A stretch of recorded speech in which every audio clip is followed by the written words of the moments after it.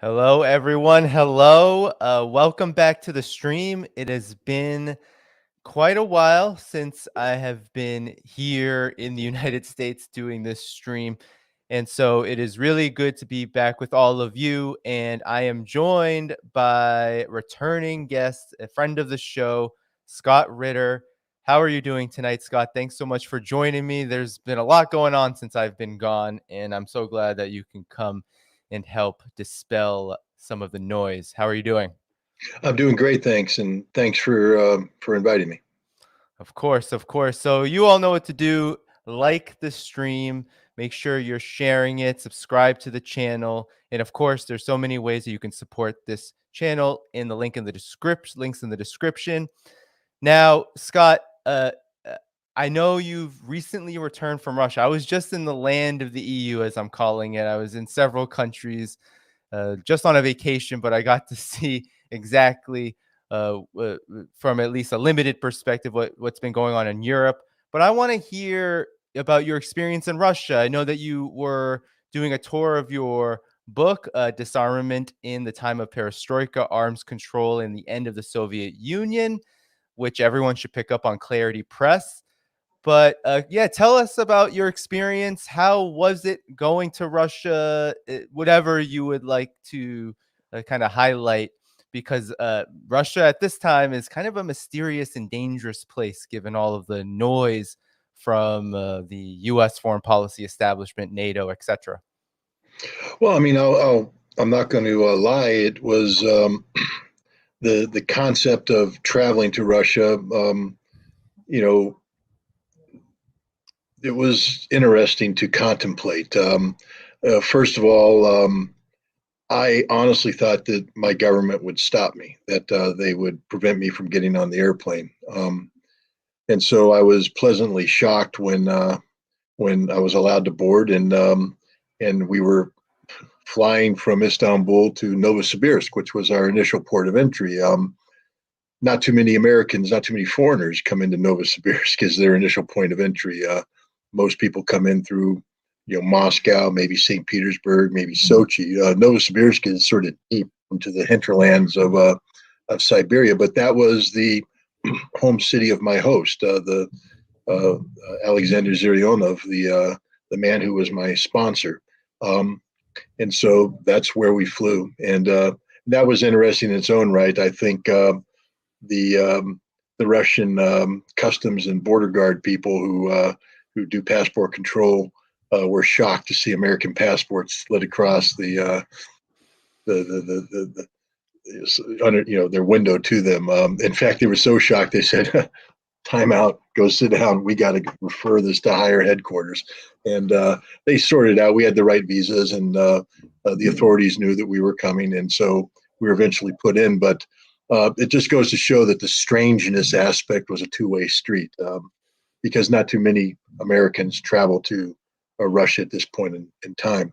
The purpose of the visit, as you said, was to promote the Russian edition of my book. It was published by Komsomolskaya Pravda, one of the largest and most respected publishing houses in Russia. And they did a fantastic job in getting this book to print. I think they printed 15,000 copies to start with, and from my understanding is they all sold that quick. So yay for that. And look, Komsomolskaya Pravda's motivation in helping support this tour was to sell books, and so that, of course, played an important part of what I did. But the mechanism of selling the book consisted of doing shows like this, to go on to Russian shows and talk about disarmament, talk about the book, talk about current affairs. In each city I went, I did a sort of a town hall type meeting. They were originally supposed to be quite large, and there was a lot of interest. I'm not bragging. I'm just saying that there's a lot of interest in Russia for what I have to say, and had the opportunity been permitted to go forward, we could have easily have filled the venues with 1,000, 5,000 people. The decision, however, was made from a security perspective to not do that. shortly before I was supposed to arrive in Russia, a Russian war blogger nicknamed Tatarsky was assassinated by Ukrainian intelligence, and he is on a death list known as the Mirtvorets list. I'm on that list, and the Ukrainian government has heightened my profile in terms of their condemnation of what I've been saying about the conflict in Ukraine. And so there was concern that if they advertised venues well in advance, that this could become a target for people who wish to do me harm, but more importantly, forget me, hurt innocent people who were coming to hear what I had to say. I mean, you don't want to create the conditions where hundreds, thousands of people's lives could be put at risk. And so one of the things that happened is that the announcement of my talks was withheld until the last moment, and there was extremely tight security around it. So I didn't get to address the massive crowds, but the crowds that I did address were people who wanted to be there, people who were interested in what I had to say, people who challenged me, some very interesting questions, very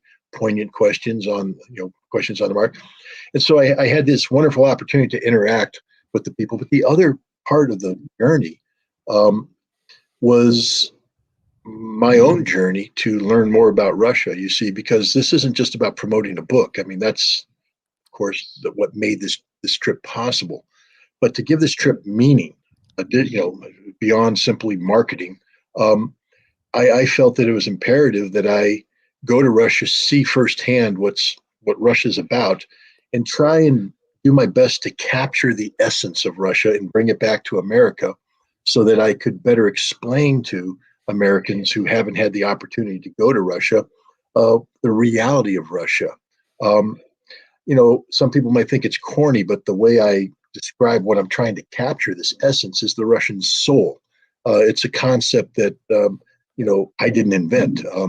Russian writers have been talking about the Russian soul for centuries now. Dostoevsky, Tolstoy, Lermontov, they all speak about the Russian soul in one way or another. And the Russians themselves speak about the soul. It's an important part of who they are, what they are.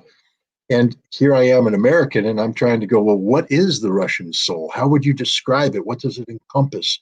And what's the meaning of it? And what does it, what's the ramifications of this Russian soul?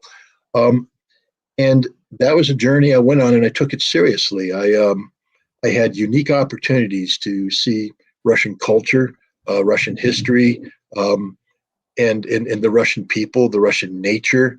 Part of my trip was what I call the planes, trains, and automobile aspect of it, meaning that we did a lot of flying. We took a lot of trains, and we drove a lot. So I got to see every aspect of Russian transport. The report card that I'll put back on Russia is the following, and this may shock a lot of Americans. Sanctions aren't working. In fact, let me just put it the other way. The sanctions are making Russia stronger. The Russian economy today is the strongest economy in the history of the Russian Federation. That's not Scott Ritter saying. I mean, that was my observation. But, Russia just held something called the St. Petersburg International Economic Forum. And Vladimir Putin spoke there and gave a report card, which he said the exact same thing. The Russian economy is doing A-OK. It's growing. It's the strongest, most vibrant, most dynamic economy in the history of Russia. And it's the reason for this is because of Russia's compelled response to the sanctions that the United States and Europe have put in place. Russia has beat the sanctions. Russia is moving on. They don't care about the West anymore. They don't need the West anymore. They don't want the West anymore, and they're thriving. Every city, and I come from the United States. You're here, Danny. You heard about the Build Back Better plan. Joe Biden's big infrastructure plan, and what it was going to do, the miracles that it was going to perform in America. New bridges, new roads, new everything. We're going to redo America. Big home improvement project. Well, it hasn't happened. And it's not going to happen because we can't afford it. Let me tell you who's doing Build Back Better: the Russians. Every city I went to, there are massive construction projects. Why? Because thanks to sanctions, the oligarch-driven system of developing the Russian economy where you would make business opportunities, make money, and then have that money leave Russia is over. No money's fleeing Russia right now because Russia's been sanctioned. They can't take their money out. So, but they're still making money. Where's it going? It's being reinvested back into Russia. And this means that city planners who used to have tight budgets, just like any American city planner, go talk to anybody, whether it's a small town like where I come from, Bethlehem, New York, or the city of Albany, state capital, but still a small state, or go to New York City. Every city planning session has the following problem. Too many hands reaching out saying, I need money, I have projects I want to do. Not enough money. There's not enough money to go around. Well, in Russia, that's not the problem. Problem is they got money and they don't have enough people to do the projects. They are literally calling people up and saying, hey, I know you didn't bid on this, but you guys mind coming down? We have about 300 million rubles we need to spend on something. And we'd like you to come in and tell us what you think you can do. And that's happening right now. Foreign investment, domestic investment, there's just construction taking place. Now, if people think that I'm trying to paint a picture of a utopia, I'm not. Russia, like any country, has its problems. First of all, Russia's still digging itself out of the hole that was dug by Boris Yeltsin and the collective West in the 1990s. There are ramifications of that disastrous period that resonate to this day.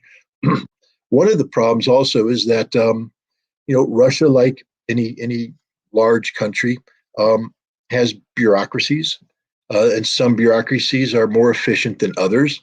And some bureaucracies, especially when you deal with energy-based income and things of that nature, there is a level of corruption. So let's not pretend that there is no corruption in Russia, that everything is perfect, that everybody operates perfectly. There are many problems in Russia. Let's just be straight up about that. And the Russians will tell you the same thing. Yeah, we got problems. But Russia's working. They're trying to solve the problems that they do have. They have solved many of the problems that did exist, and Russia is functioning. Russia is moving forward.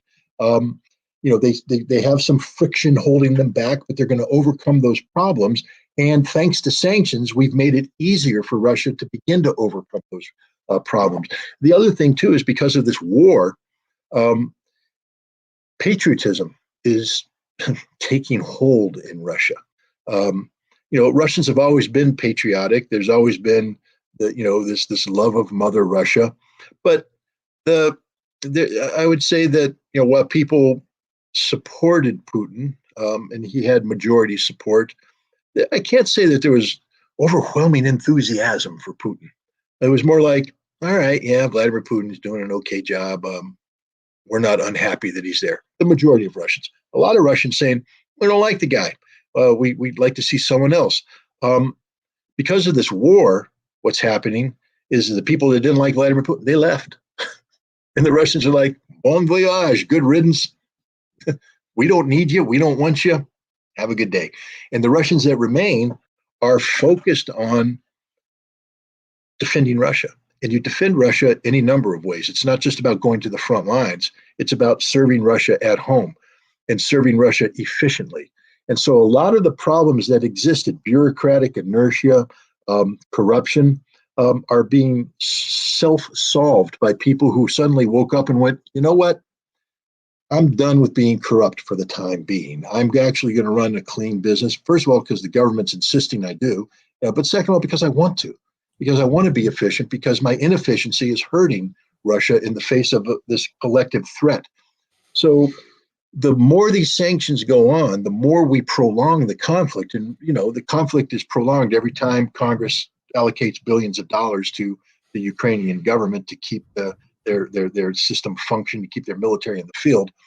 The stronger Russia gets. Russia today is stronger economically. Russia is stronger politically. Russia is stronger militarily. This war has not weakened Russia. Russia's military has expanded from 900,000 to 1.5 million. It's probably bigger than that because of a very large volunteer contingent that's fighting in the special military operation. Russian defense industry is churning along at full speed, all cylinders going, without detrimentally impacting their civilian industry. This isn't as though Russia hit the switch and went straight over to World War II type military only production. They have a vibrant civilian, economy. They're building cars, they're building everything, and they're building a lot of weapons, and they're doing it very efficiently, better than the collective West does. Russia is stronger today than it has ever been, and it's getting stronger. Now, that's, I guess, from the perspective of the West, that's bad news because we ain't going to win. We're not going to beat them. Now, let me give you the good news. The Russians don't hate us. The Russians actually want to be our friends. The Russians are desperate to find a solution. And when I say desperate, I don't mean pathetic desperation. What I'm saying is the desperation of good people who want good things to happen for everybody. They don't wish the American people harm. They wish the American people prosperity, and they desire friendship with the American people if the American people are serious about it. The day of the Russians bending over backwards to appease the West is over. Russia's moving on, but what the Russians are saying is, hey, if you want to come in and join us, we're happy to have you. We'll be your friends. We don't have, and this is the amazing thing, for all the stuff that we've done against them, all the harm we've caused. Because I have to tell you, as an American, if a nation, we saw it here, Danny. We know, you know what I'm talking about. After 9/11, are you telling me there were no hard feelings in the American public towards Muslims, towards Muslim nations? I mean, you saw how we went off and started holding to account people who had nothing to do with the attack. Hell, we went to war against Iraq that had nothing to do with 9/11 because we hold grudges. We're prejudiced. We're ignorant. And the Muslims that we turned our ire against hadn't done anything to us, but we still turned on them. Here's the Russians with the United States of America saying we seek the strategic defeat of Russia. That means the end of Russia as we know it. We are engaged in supplying a Ukrainian government that is problematic in every sense of the word. Banderist supporting, neo-Nazi leaning, non-democratic government. And we're providing them with weapons that kill Russians. Vladimir Putin, in his presentation at the St. Petersburg International Economic Forum, spoke of a casualty ratio right now in this current counteroffensive, which I'm sure we'll talk about soon, of 10 to 1. That is, for every 10 dead Ukrainians, there's one dead Russian. And on the one hand, you're sitting there going, wow, that's a massacre. But think about it. A figure I heard today from a very responsible source is that the Ukrainians have suffered 13,000 dead so far. That's 1,300 Russian dead. 1,300 Russian dead. That's a lot of widows. That's a lot of moms burying their sons. That's a lot of sons and daughters missing their fathers. That's a lot of families whose lives are forever ruined by this conflict. And while I can't speak for those individuals, what I can say as a nation is that if this was us and we were burying 1,300 Americans because of actions taken by the Russian government, supported by the Russian people, there'd be a lot of hatred here in America towards Russia. We'd have reason to hate them. There's no hatred in Russia. None. I didn't experience any hatred. There's some dislike. People are strongly disliking, but they dislike the policy. They dislike the government. But the feeling towards the American people is surprisingly benevolent, surprisingly warm.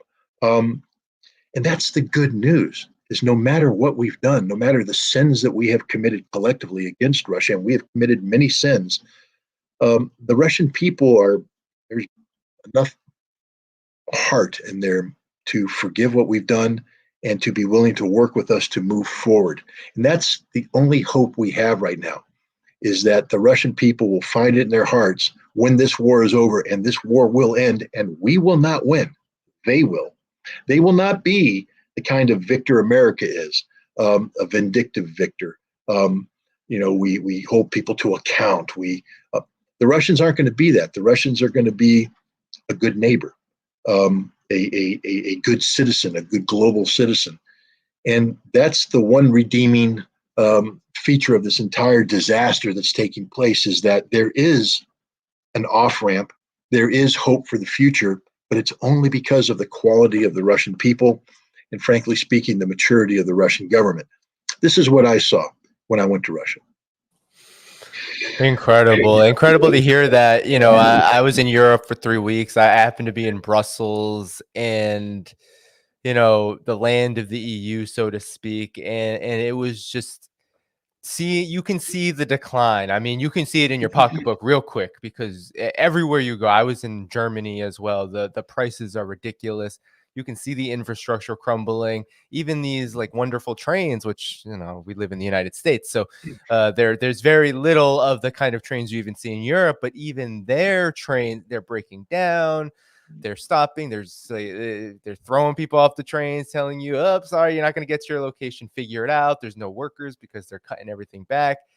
And I'm wondering, Scott, before we get into the conflict itself, what does Russia think about what's going on? I mean, what did people you spoke to in Russia think about what's happening in the U.S. and Europe? Because it seems like, as you said, Russia is rising, it's growing, it's strengthening. And on the other hand, those very countries, the NATO countries, the EU, the United States that are waging this proxy war, they are suffering pretty dire consequences. It's quite obvious. I mean, the prices in Germany just out of this world. I was in Prague and Czech Republic. The prices, no one can live there. I don't know how anyone lives there given the wages and how inflation has decimated. And then you see Ukraine flags everywhere. Everywhere. It was just maddening. Everywhere you go, Ukraine flag, all the businesses are changing their like brands and their signs to put the Ukraine. It was really sickening to see. But I'm wondering what did people you spoke to think about what's happening in the U.S. and Europe? Well, let me start by saying this. The United States has imposed, together with Europe, massive sanctions on Russia. And the purpose of that was deliberately to bring harm to the Russian people, to bring about economic collapse, to cause people to lose their jobs, their livelihood, to cause Russian infrastructure to crumble, to cause problems. And had that happened, Americans would be high-fiving themselves. Oh yeah, man, we did it. We made the ruble rubble, baby. We brought down the Russian. High five. Let's get a beer. Hey, America's great. We made the Russians feel pain. Aren't we good people? So now, the Russians didn't start off to bring pain to Europe or to the United States. It's never been their objective. But because of the sanctions boomeranging back on Europe and the United States, there are problems. And I will tell you this. Not every Russian. I mean, all Russians are upset about this. They're not happy about this. I mean, some of them are like, well, you brought it on yourselves. We didn't want this, but you brought it on yourselves. We're sorry this is happening to you. Some Russians cry. They feel bad about this. Not they don't feel guilty about it, but these are people that are so damn human that when they hear about what's happened, they get emotional. They feel pain. They have empathy. They have sympathy. These are just damn good people. Damn good people. There's no Russian doing a jig, gloating over the fact that the Germans are paying high energy prices, that German workers are losing their jobs, that Americans are getting punished at the pump, etc. I didn't meet a single Russian who was like, "Oh yeah, baby, the Americans are feeling the pain. We're happy." None of that. I'm not saying that doesn't exist. I'm sure somewhere in Russia there's people that dance a jig when they hear that America feels pain. And yeah, be honest, I can't blame them. But every Russian I met, maybe because they were meeting an American and they didn't want to display maybe their truth. But I always felt that they're very open. The one thing I'll tell you about the Russians is they're an open damn book. Now, that book will stay closed for the longest time because they're a little reticent and all that stuff. But when they decide to sit down and get to know you, that book comes open. And they're like flipping through all the pages. This is who I am. This is who we are. So the Russians that I dealt with, they came down and they opened up the book, and people cried about what's happening here. They were sorry. They were emotional. They didn't want it to happen. They don't want it to happen. This is just the God's honest truth. The Russians are not gloating over pain being brought. And one of the reasons why is that the Russians know pain. You see, in America, now, you and I know we have people that know pain. Look at the army of homeless that exists in this country. Look at everybody who's living paycheck to paycheck. I was trying to explain to the Russians. I said, you guys think that I'm an American and I'm wealthy, and I can show you a photograph of my house, and you see two cars in the driveway, and you're like, wow, you're doing good. And I'm like, wow, I'm not doing good. I am 2 missed paychecks away from losing everything. Everything. The bank will take my house. The bank will take my cars because I'm paying car payments. I'm paying the house. I'm in debt up to here, as every American is. And I am 2 missed paychecks away, sometimes only 1 missed paycheck away from losing everything. Um, this is stressful being American. You know, health insurance. You know, if you're lucky enough to have an employer that provides it, it's literally the premiums are doubling every year. And what you're getting for this doubling is less. They reduce the benefits, they double the premiums. But imagine somebody who bought into Obamacare. You can't afford Obamacare because Obamacare requires you to have $5,000 to $10,000 in the bank to pay if you get hospitalized to make that payment, because otherwise you couldn't afford the payment for Obamacare to get the platinum program. Can't afford it. Most people end up buying minimum level, which means that they have deductibles that they can't afford if they actually get sick. That's the reality of America. Student debt up the yin yang, all debt up the yin yang. And so people are under the perception that, everything's easy here. It ain't easy here. It's hard in America. It's hard to be an American to sustain what we have. But the Russians, when they learn about this, they're shocked. They're shocked. They're like, wait a minute.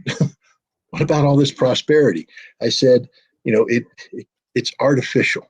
We're in a consumer society where we fake ourselves out by continuing to buy. But most of the time when we continue to buy, we accrue more debt. So that puts more pressure on us. And then to feel better about it, we have to go out and buy that next Xbox, or I guess it's called an Xbox still, the PS5. Is it a PS5? I don't know, because I don't do it, but my daughter does. So, you got to keep up with the Joneses. You got to get the new, iPhone, whatever. But again, to get it, you go more in debt, which means that paycheck issue becomes a bigger paycheck issue. I'm not saying the Russians don't have economic difficulties. They do, but they don't live under the constant fear of losing their home, losing their jobs, losing health care, being unable to go to school, because that's not how Russia works. It's a pretty good place to live. I'm not going to go live there because I'm an American. I belong here in America. My job is to fix my country. I love my country. But I'm honest enough to say that the quality of life in Russia is decent. It's getting better. And it goes beyond simple consumer-driven things. See, Americans tend to judge quality of life by what we own, what we've acquired. Russians judge quality of life by quality of life, meaning, can I go out with my friends? Can I take a vacation? Can I just stroll the streets and look at, go through a park without worrying about being mugged? Go to a museum and enjoy the history. That's quality of life for the Russians. And most Americans don't have that because we're working long hours. We come home, we eat, we go to bed, we get up, we go back, we work long hours. That's our life. So the quality is what we can get, what we can buy based upon that labor to give us, cheap thrills or whatever. But we don't take the time to actually stop and smell the roses, as that old country and western song went. The Russians do. The Russians smell the roses every single day. Yeah, no, and this everything you said, Scott, is just not what you hear, of course, in the Western mainstream media, or even from just most arenas here in the collective West. So it truly is just incredibly important to hear and to understand, and it's so important to understand Russia better. I'm so glad that you're able to go. But as you mentioned before, we are going to talk about this counteroffensive. So perhaps we can get into that now. Your numbers, news to me. I believed it was somewhere around 10,000. I was seeing something about this past weekend, 1,000 Ukrainian soldiers killed just in a weekend.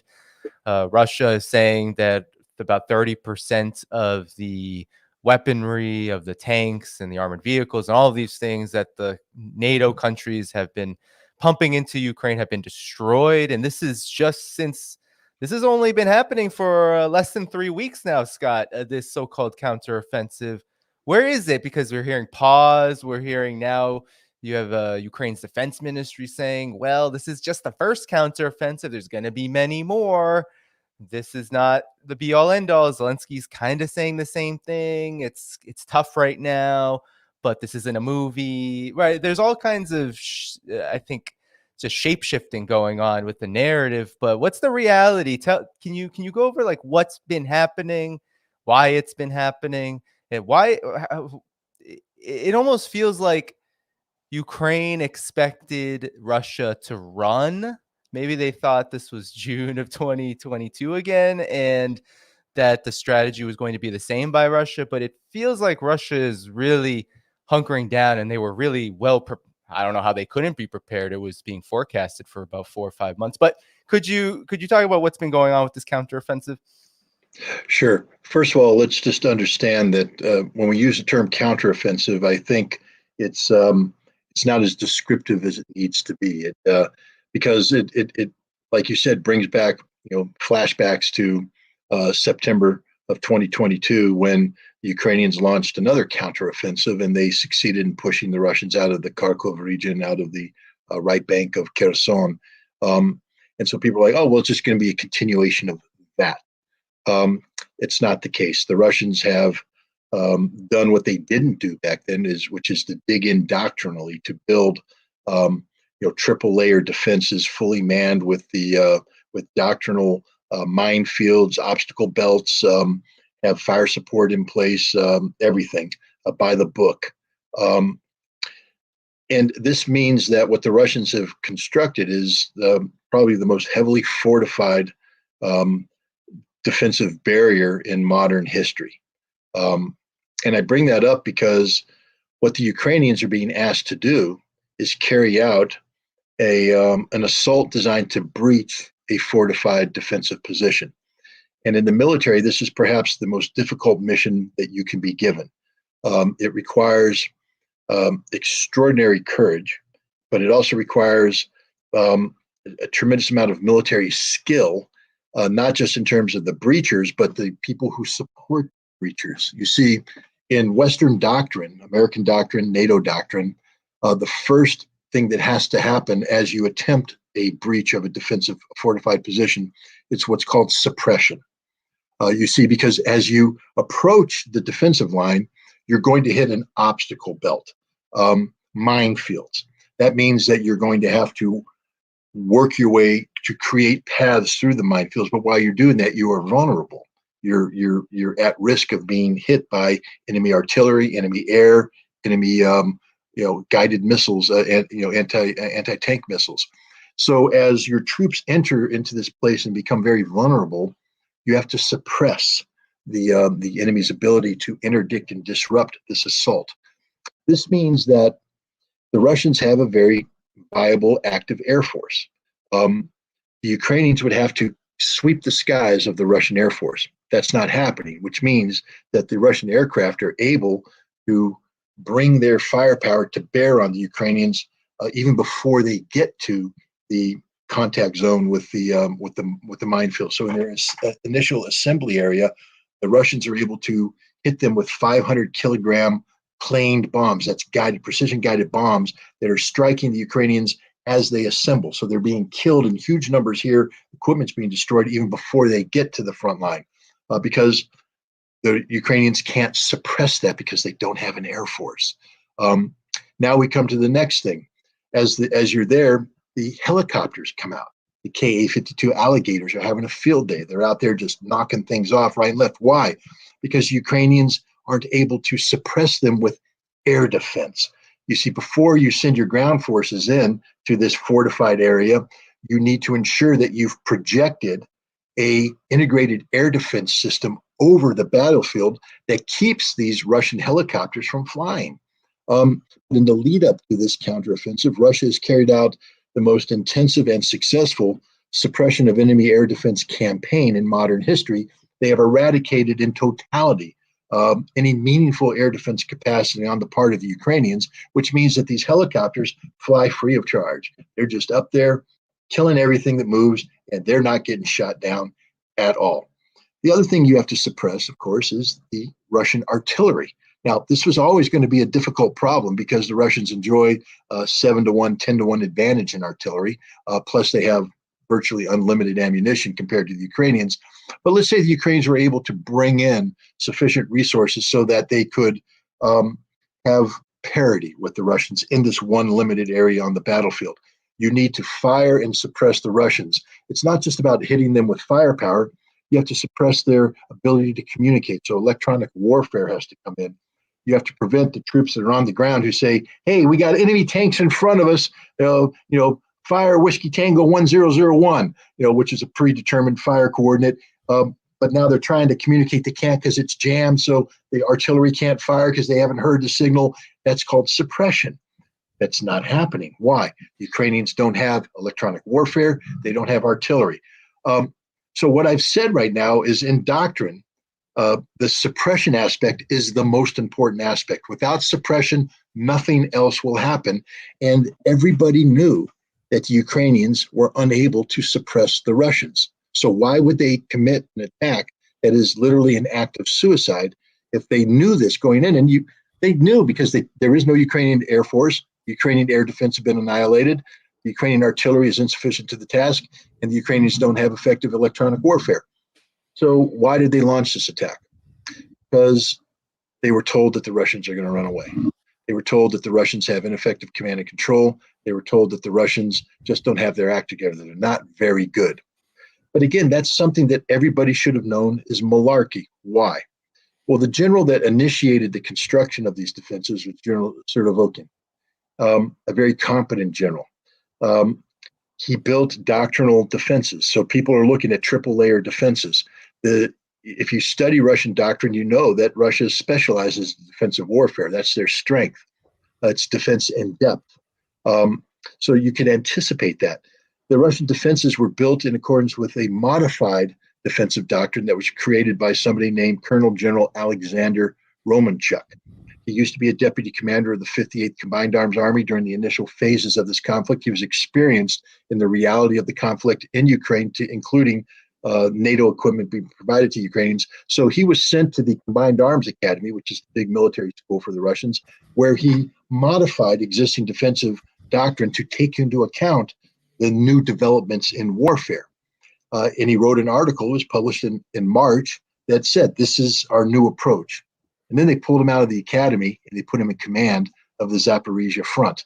So the guy who invented modern Russian defensive warfare is in command of defenses that were designed based upon his input, and they've put in place Russian troops trained to his standards. So the Russians have everything there, and we knew this. We knew they were ready for us. They've been waiting for several months. Why did we attack? This is the key question here, because this attack never had a chance to succeed, ever. And every NATO planner involved in this knew it. Every American general involved in this knew it. We deliberately sacrificed the Ukrainians. And you have to ask yourself, why? What is the purpose? And here's the sickest part of the answer. Because as we talked about earlier, Putin has talked about a 10-1 casualty ratio. This may go up because the Russians are literally dominating every aspect of this conflict. But again, 13,000 dead Ukrainians equates to 1,300 dead Russians. That's the pain that the West is trying to inflict on Russia, because it is painful. It's real pain. That's a lot of deaths. We couldn't absorb that many casualties in America. We'd be crying our eyes out if we brought that many body bags home. Well, why would we do this? Well, the answer again lies with Anne Applebaum. I don't know if you're familiar with her. She's a anti-Putin Russophobe who writes for the New Yorker magazine and the Atlantic. She's a staff writer for the Atlantic. She used to write for the Washington Post. She recently wrote an article about the Russian offensive and how the Russians have to lose. They have no choice but to lose, that the Ukrainians will win. But she alluded to a theory that has, in order to reduce the casualty or the impact of this conflict on the West, that there will be a marriage between NATO technology and Eastern European manpower. This is direct from a 1993 article written by George Soros, where he said the same thing. In order to confront the Russians effectively, NATO has to avoid losing people because democracies don't do well when body bags come home. So, in order to inflict pain on the Russians, we have to come up with a system where we have Eastern European manpower married to NATO technology, and we use them in a conflict with the Russians to kill Russians. And that's what's happening today. This is something that's been conceptualized by these sick-minded neoconservative types for decades now. But think about it. We're happy killing 1,300 Russians. How happy are we? I don't know. Ask Lindsey Graham. He said it's the best investment we've ever made as Americans, putting all this money into Ukraine to kill Russians. And he's willing to do it to the last Ukrainian, which means that we don't care what it costs Ukraine. We don't care that Ukraine is losing 10 times as many men. All we want is the pain caused to Russia. That's the sickest aspect of this, is that we're willing to sacrifice an entire nation, hundreds of thousands of Ukrainian men, just to inflict pain on Russia. But let me give you another hint, America.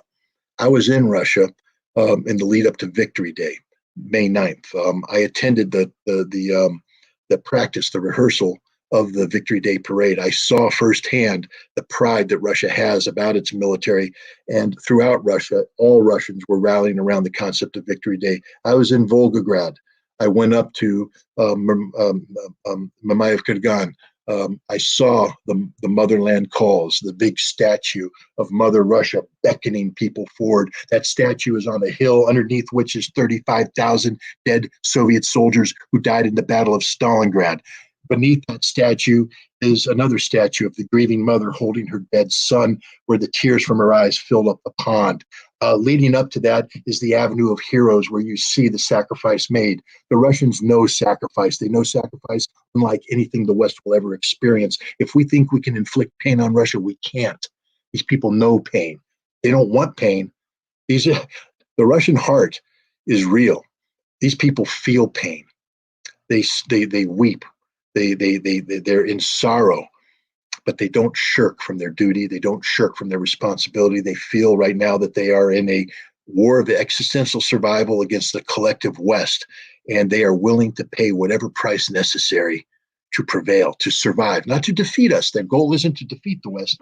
Their goal is to survive, and survive they will. And here comes the scariest part, because Vladimir Putin has said that the doctrine of nuclear doctrine of Russia is such that they won't use nuclear weapons unless the existential survival of Russia is threatened. The United States has a policy of achieving the strategic defeat of Russia. We are empowering the Ukrainians to strip away territories that Russia considers to be Russia. I don't care what the West thinks about this. We have to understand from the Russian perspective, Crimea is Russia. Kherson is Russia. Zaporizhia is Russia. Donetsk is Russia. Lugansk is Russia. So if we are seeking a policy designed to strip these territories away from Russia, that is an existential threat to Russia. One that, if we were to succeed, means that Russia would use nuclear weapons in response. It's a suicide pact we've entered in with the Ukrainians. That's how stupid we are. But here's the deal. We're not going to succeed in doing that. The counteroffensive proves that. But we may seek to prolong this conflict to bring harm to Russia. So there's a growing feeling amongst Russian academics and Russian policy experts that a forever war with the West over Ukraine is not in Russia's best interest, that the West maybe could wear Russia down to where Russia could be strategically defeated. And then nuclear war would become an inevitability. So what the Russians are saying is we need to develop a preemptive nuclear strategy to preempt this outcome, that if the West decides that it wants to continue a forever war using Ukraine as the proxy designed to bring pain to Russia, to bring about the strategic defeat of Russia, then we have no choice but to preempt this with nuclear weapons. And there's talk about using a nuclear weapon against a NATO member to strike them, to take out a city. And then in doing so, daring the United States to step up and defend NATO. Because the gamble is that the United States will not trade Boston for Poznan, Poznan being a Polish city, hypothetically struck by a nuclear weapon. Now, If I, I don't want this to happen. I think this is stupid because it creates the potential for an all-out nuclear exchange and we all die. But my point is that the United States, because of our policies, are pushing the Russians to consider preempt. Now, people need to understand that the Russians wouldn't be the first people to have a preemptive nuclear policy. We've had it. We've had it since after 9/11. George W. Bush revamped our nuclear posture to include preemptive nuclear strikes in a non-nuclear environment. Barack Obama, that wonderful bastion of democracy, of this, greatest president ever, not, he, said, "I'm against this." He had 8 years to change it. He didn't. He couldn't. He wouldn't. Donald Trump came in and not only kept the policy but expanded upon it.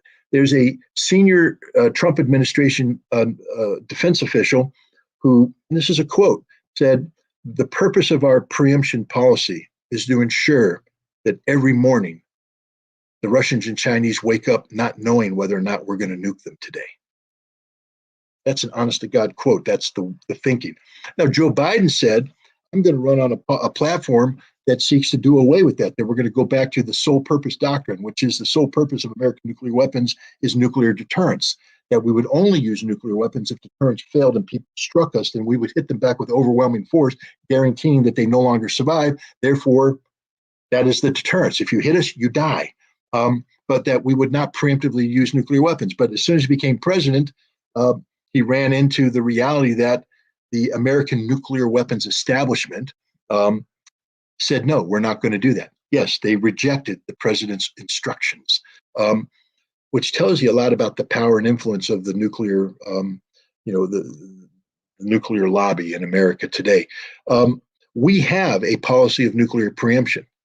And the Russians are now waking up saying, maybe it would be good if every morning the Americans woke up, the Europeans woke up, not knowing whether or not we're going to nuke them, because turnaround's a fair play. But here's the thing. If we continue a policy of promoting the strategic defeat of Russia, and Russia does go to a policy of preemption, I can guarantee you this, Russia will nuke us.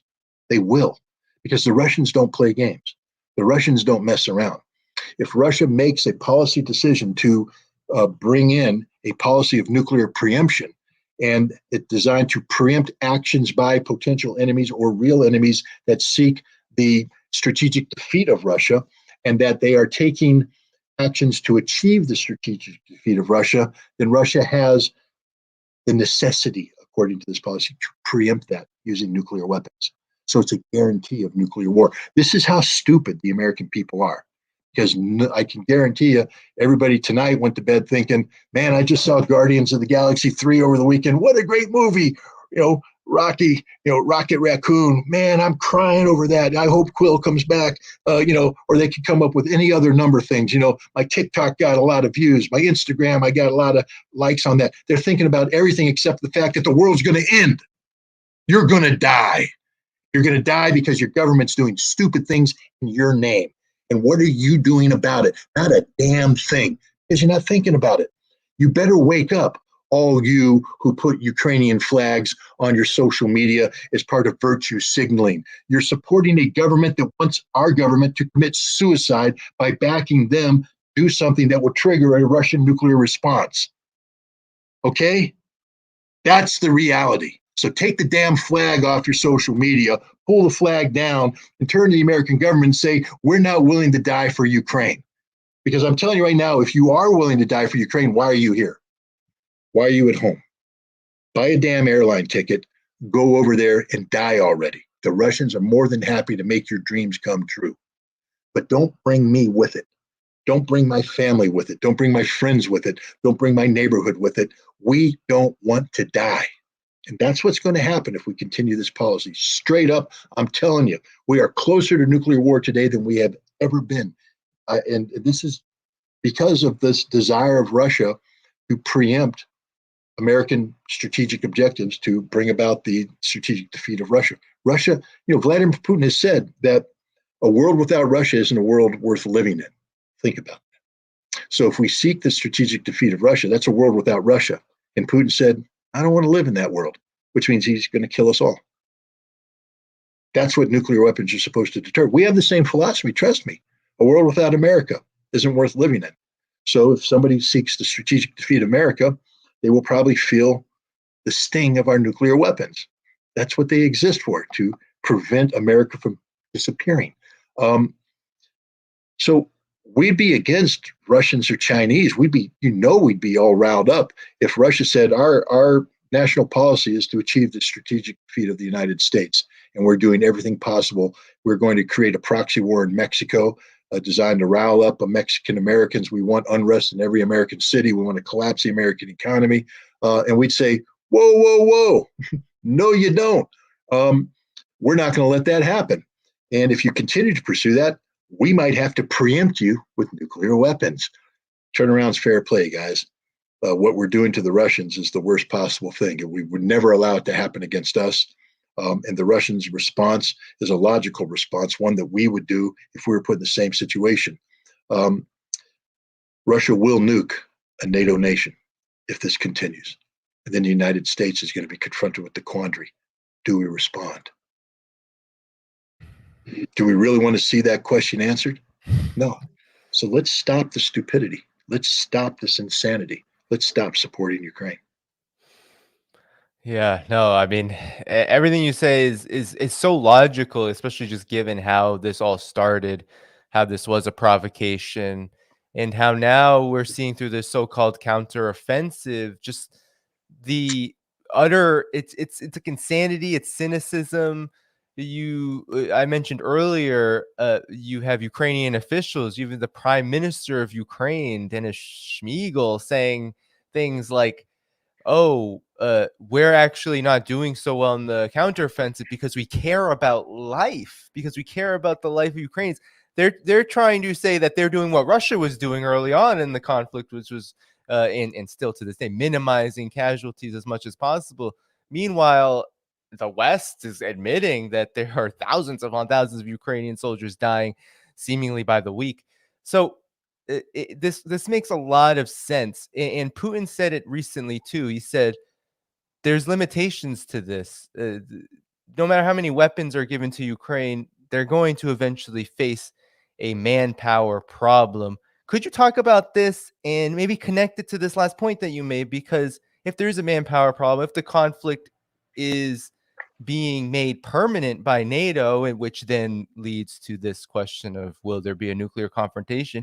It seems like this manpower question is very much connected to how fast that scenario could play out, because it, NATO isn't stopping. They're not calling for peace. They're saying that the only, NATO countries, the US especially, they're saying that the only peace plan worth pursuing is Zelensky's. And we all know that's not a peace plan. That is just war by other means. I don't want to oversimplify war, because at the end of the day, it's humans killing humans, and it's this visceral, and it's tragic, and it's ugly, and it should be avoided at all costs. But war is a giant algorithm. There are knowns, probability kill factors based upon training, equipment, terrain, the whole thing. And the Russians have a military that, let's call it its PK factor, probability kill factor, has maintained its statistical values, or even gotten better. I would say it's gotten better. So the Russian military has become more lethal, and a part of that is the quality of the soldier, meaning that the soldiers are well trained, they've received sufficient training, they're well equipped, they know how to use this equipment, they're well led, and they work together as a coherent team. And when you work as a team, let's say that we have a system in place where a certain amount of lethality is coming down. So you enter into this environment. If you're part of a well-trained team that has tactics and equipment and methodologies designed to minimize the probability of kill, you can enter into this environment and survive longer, because you're more efficient in avoiding damage. You can absorb the damage. You make the right decisions. But to do that requires a lot of training, a lot of experience, etc. The Ukrainians started this conflict with a very well-trained, well-equipped, well-led military, 260,000 strong. So when they entered into this death-dealing environment, They were able to last a little bit, but eventually they got ground down. Now, what happens is you have to replace the people that die. Now, if you replace them with people who are of similar quality, you can maintain that coefficient that keeps your survivability factors up. But when you start replacing them with people who don't have the training, who don't have the experience, who don't have the knowledge and the equipment, then basically your casualty figures will go up. The algorithm will be adjusted, which means your survivability is different. You're going to be wearing out your people faster, which means then there's a necessity to replace them quicker with people who aren't as well trained. And so even if you can keep putting the people in, they're going to die at a greater rate because they've lost all of that combat survivability factor that existed when you're well trained, well equipped, well led. Today, we have Ukrainians that are being given this modern equipment. They don't know how to use it.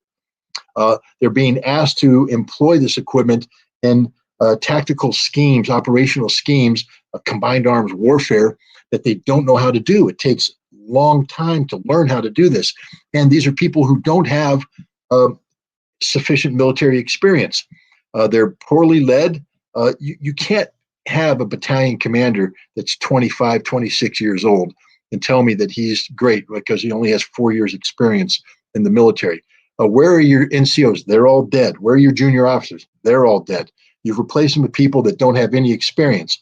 And they're coming in large numbers, which means the unit itself has zero survivability built in. So even though the Ukrainians are mobilizing right now, they're going to pin up another 70,000 troops. When these troops are put into combat, they're not going to have the same survivability as those original 70,000 that existed in 2022. They're going to die quicker, and then the demand will come to replace them. And eventually, this is unsustainable, and that's the fact for the Ukrainians. They're being slaughtered on the battlefield, and it's only going to get worse. You cannot reverse this tide. That's what I'm trying to say here.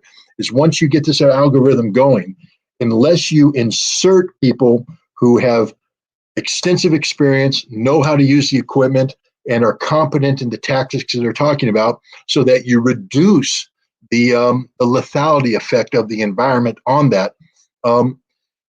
It's just going to get worse because you're putting in people with less training, less experience, etc., which means the lethality factor goes up. And the more it goes up, the quicker it churns through, the quicker you have to replace, the more it's going to go up. This is a killing algorithm that once it gets functioning, means that the Ukrainians are going to burn through everything they have. And that's what's happening right now. They're running out of manpower because they're all dying. Yeah, well, perhaps we can now look at the so-called diplomacy that's been going on. Some actual diplomacy, some not so much. Actually, it's been a while since we spoke, Scott. So there is, of course, the Arab League summit where you had Bashar al-Assad come back after Syria was readmitted, a great moment, but you had Zelensky there quite strangely, and he was lecturing the Arab countries, telling them that they needed to oppose Russia and that Ukraine knows what it's like to be colonized and all of this really nonsense. But more recently, just in the last week or so, you had a delegation of African countries, I believe it was 7 top leaders, Zambia, South Africa, and many others, South Africa leading the mission for the African Union. And something very curious happened. And I want to play a tweet from um, detailing this, where you had the head of the security service for President Cyril Ramaphosa. It was held up in Poland, and then they could not enter Hungary's airspace. Hungary wouldn't allow them to enter, and so Ramaphosa was in Kiev without much of a security detail. But I want to play this video and get your reaction, Scott, because uh, this has been something that's been going on for the entire conflict, where there have been legitimate attempts to foster an environment for peace. And you have Ukraine's so-called allies, and of course the United States and NATO countries all stymieing it. So I just want to play this video real quick of kind of the scene of what happened and get your reaction. This aircraft, since we arrived here yesterday afternoon at about 1:30 in the afternoon, they are here. They have not been able to move to Kiev in order to go and protect President Ramaphosa. Wally Rueda, the head of the Presidential Protection Unit, practically yesterday saying that they are pretty much in the limbo. The Polish government is not cooperating with them, and they are effectively sabotaging President Cyril Ramaphosa's security detail. They did try to take out the weapons from the cargo of the plane yesterday evening for us in order to disembark from this plane, but they threatened to confiscate the weapons on the issue of permits. So at this point in time, Alden, over 22 hours we've been on this flight and not allowed to disembark. We are now being told, and our passports have been taken for processing. We may end up flying to Rizowa and ultimately getting to Russia later on in the day in order to be able to make it to the meeting between the African heads of state and President Vladimir Putin tomorrow. If it's going to show you some of the conditions on this plane, we are effectively sleeping here. For instance, this was my bed for the past 48 hours since we left South Africa, and effectively yesterday since we arrived. I have been sleeping here. Other colleagues have been sleeping on these chairs of this aircraft. We only have 2 amenities, which are toilets that we are using amongst males and females on this aircraft. So you get the picture. There was no such trouble on the trip to Russia. Russia was very amenable to the African delegation. But this has kind of been the contrast for quite some time. Your reaction, Scott, to this, because to me it was just so emblematic of what's been going on in this conflict since it began. Well, let's just start with this incident in particular. I don't know all the details. I do know that there are some people who are sympathetic to the Polish government, saying that this airplane landed at the wrong airport, that they didn't have the appropriate paperwork, and that they were non-cooperative. That could just be Polish, making up excuses. What we do know is that Poland is not a fan of these peace initiatives, and so and we also do know the following: that the Polish are some of the most racist people in Europe. We know that because there were a number of African students studying in Ukraine when this conflict started, who tried to flee together with other Ukrainian refugees to Poland, and they were stopped at the border because they were black. The Poles are just straight up racist. So, I think that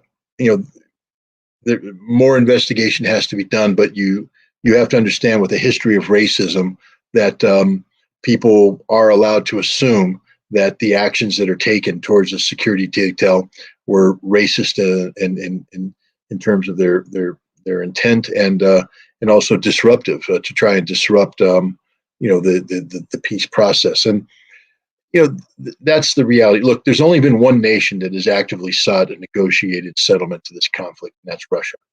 Russia sought this through the Minsk Accords from 2014 up until the start of the conflict in February 2022. Russia kept saying, please implement Minsk. If you implement Minsk, all of this goes away. But we now know that the Ukrainians, the Germans, the French viewed Minsk as nothing more than a sham.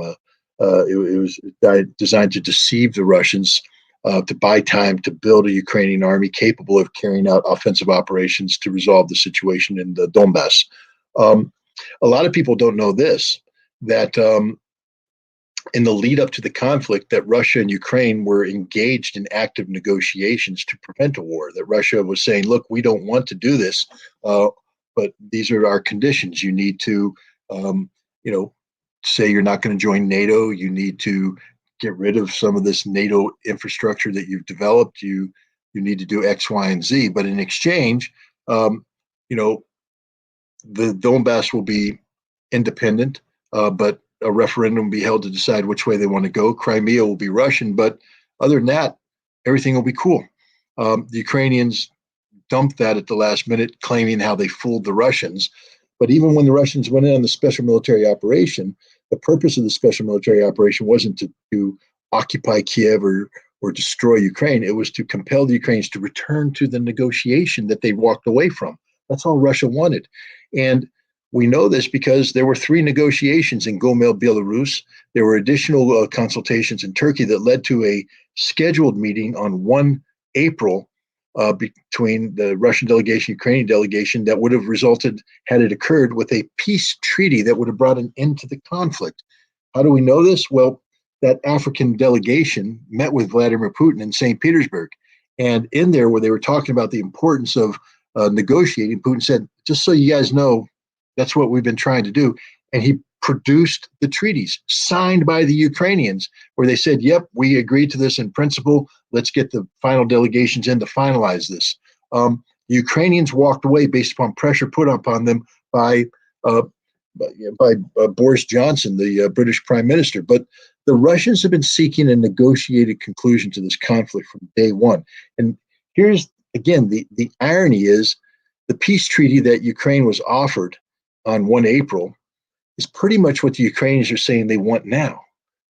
Russians out of Kherson, Russians out of Zaporizhia, and things of that nature. So, think of the 350,000 dead Ukrainian soldiers. Think of the 20 million displaced Ukrainian civilians. Think of the $1 trillion in damage that's been done to Ukrainian infrastructure. And all that could have been avoided had the Ukrainians just negotiated in good faith. But they haven't. The only party that has negotiated in good faith is the Russians. And but I think the day of negotiation's over. I think the Russians are no longer seeking to bring Ukraine to the table. They're seeking the strategic defeat of Ukraine now. And that's how this war has changed. And the difference between the Russian objective of seeking the strategic defeat of Ukraine and the Ukrainian objective of seeking the strategic defeat of Russia is only one side is actually able to achieve the desired outcome. And that's Russia able to decisively defeat Ukraine, which is happening as we speak. The Ukrainian army is being chewed up, spit out, and they don't have the ability to replace these troops with sufficient training or equipment to have a meaningful impact on the battlefield. This war is heading to its final concluding moments.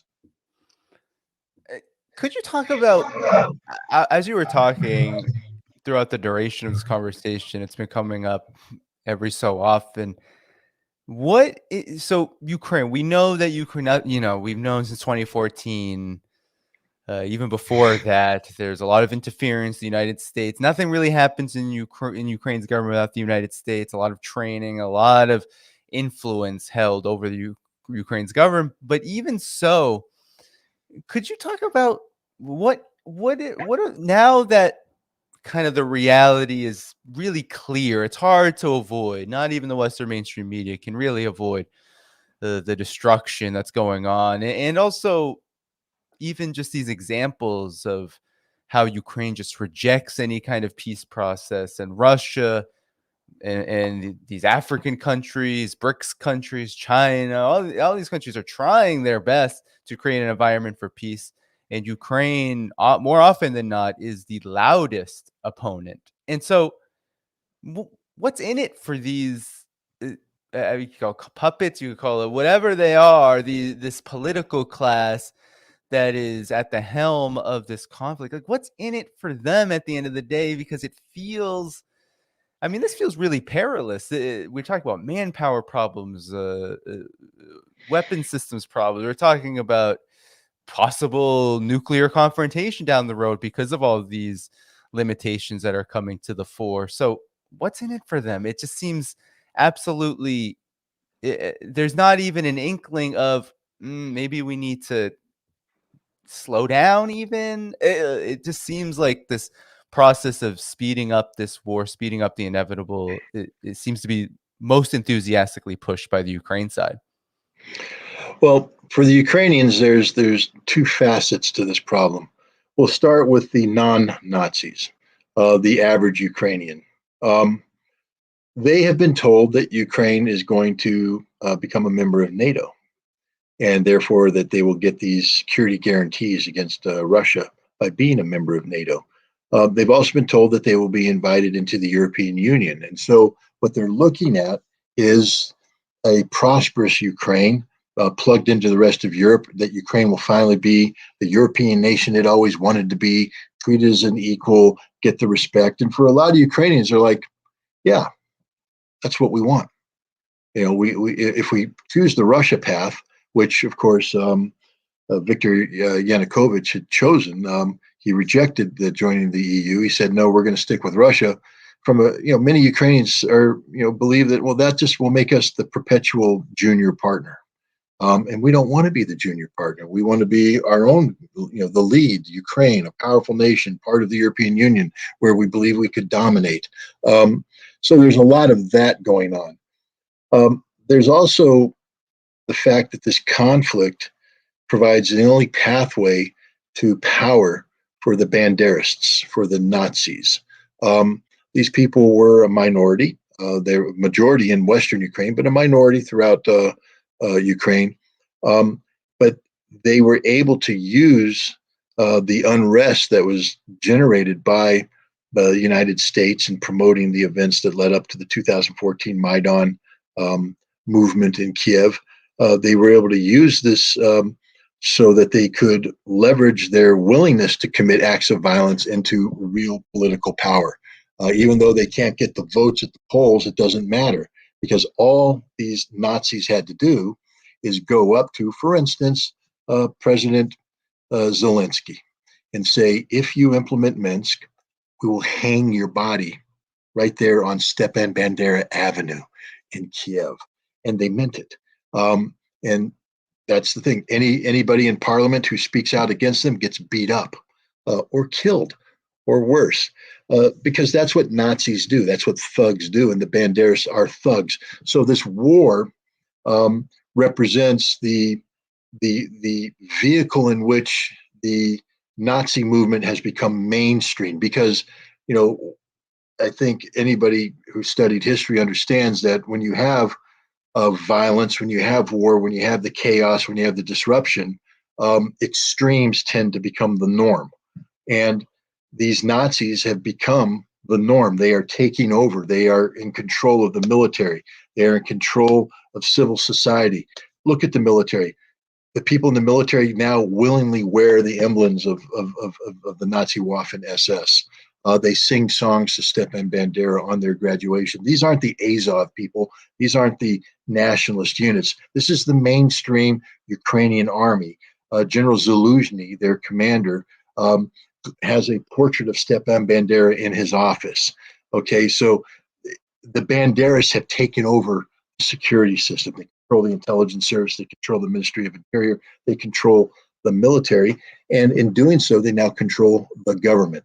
And so the Nazis need this war, need the continuation of this war to create the conditions which they believe are necessary for the birth of the perfect Ukrainian nation. That is a Ukrainian nation free of the taint of Russia.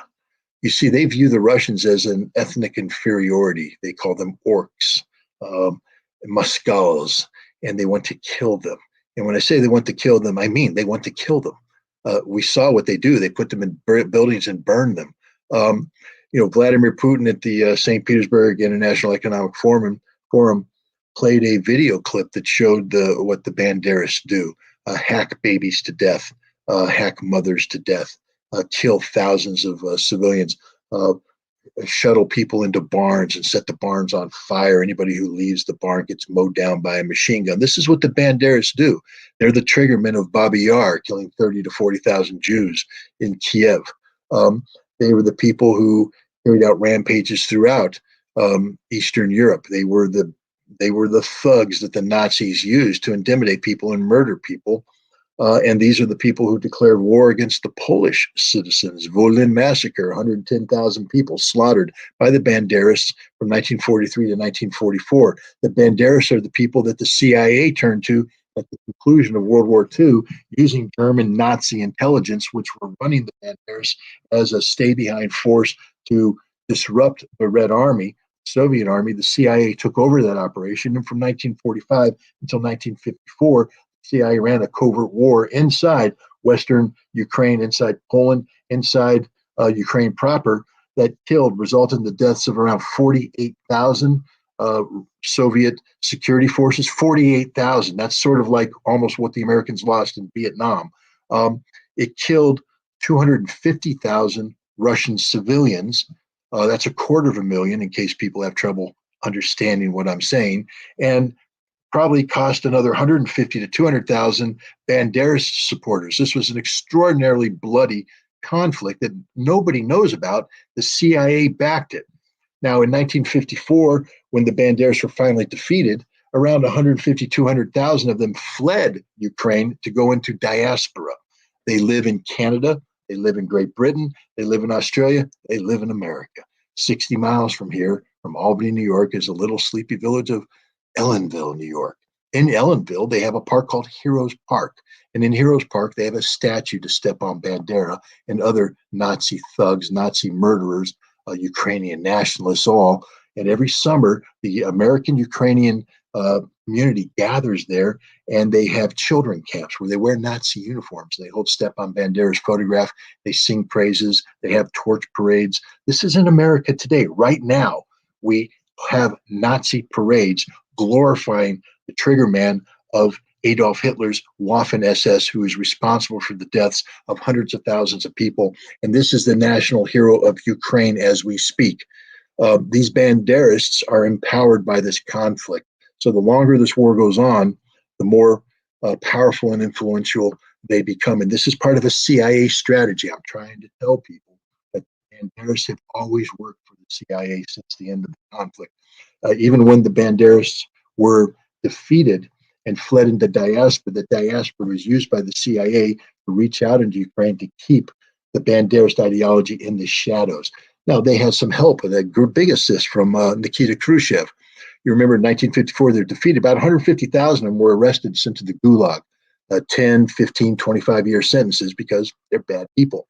But in 1956, Nikita Khrushchev decided that he was going to expose the crimes of Joseph Stalin. And he began the process of, condemning Stalin. In order to do that, he opened up the Gulag and let everybody out and said they're political prisoners, including 150,000 Banderists who returned to Ukraine and now reintegrated themselves into Ukraine. And from 1956 until 1990, the CIA paid them to get back into power, to insinuate themselves. It's an ongoing CIA operation. Now, in 1990, the CIA stopped paying them because the Cold War was over. The wall was going to come down. It had come down. They were there. But the CIA, it's not that the United States stopped paying them. The CIA just found different ways to pay. For instance, instead of the CIA paying them directly, they used the National Endowment for Democracy, or they use other non-governmental organizations to provide funding for these Banderists.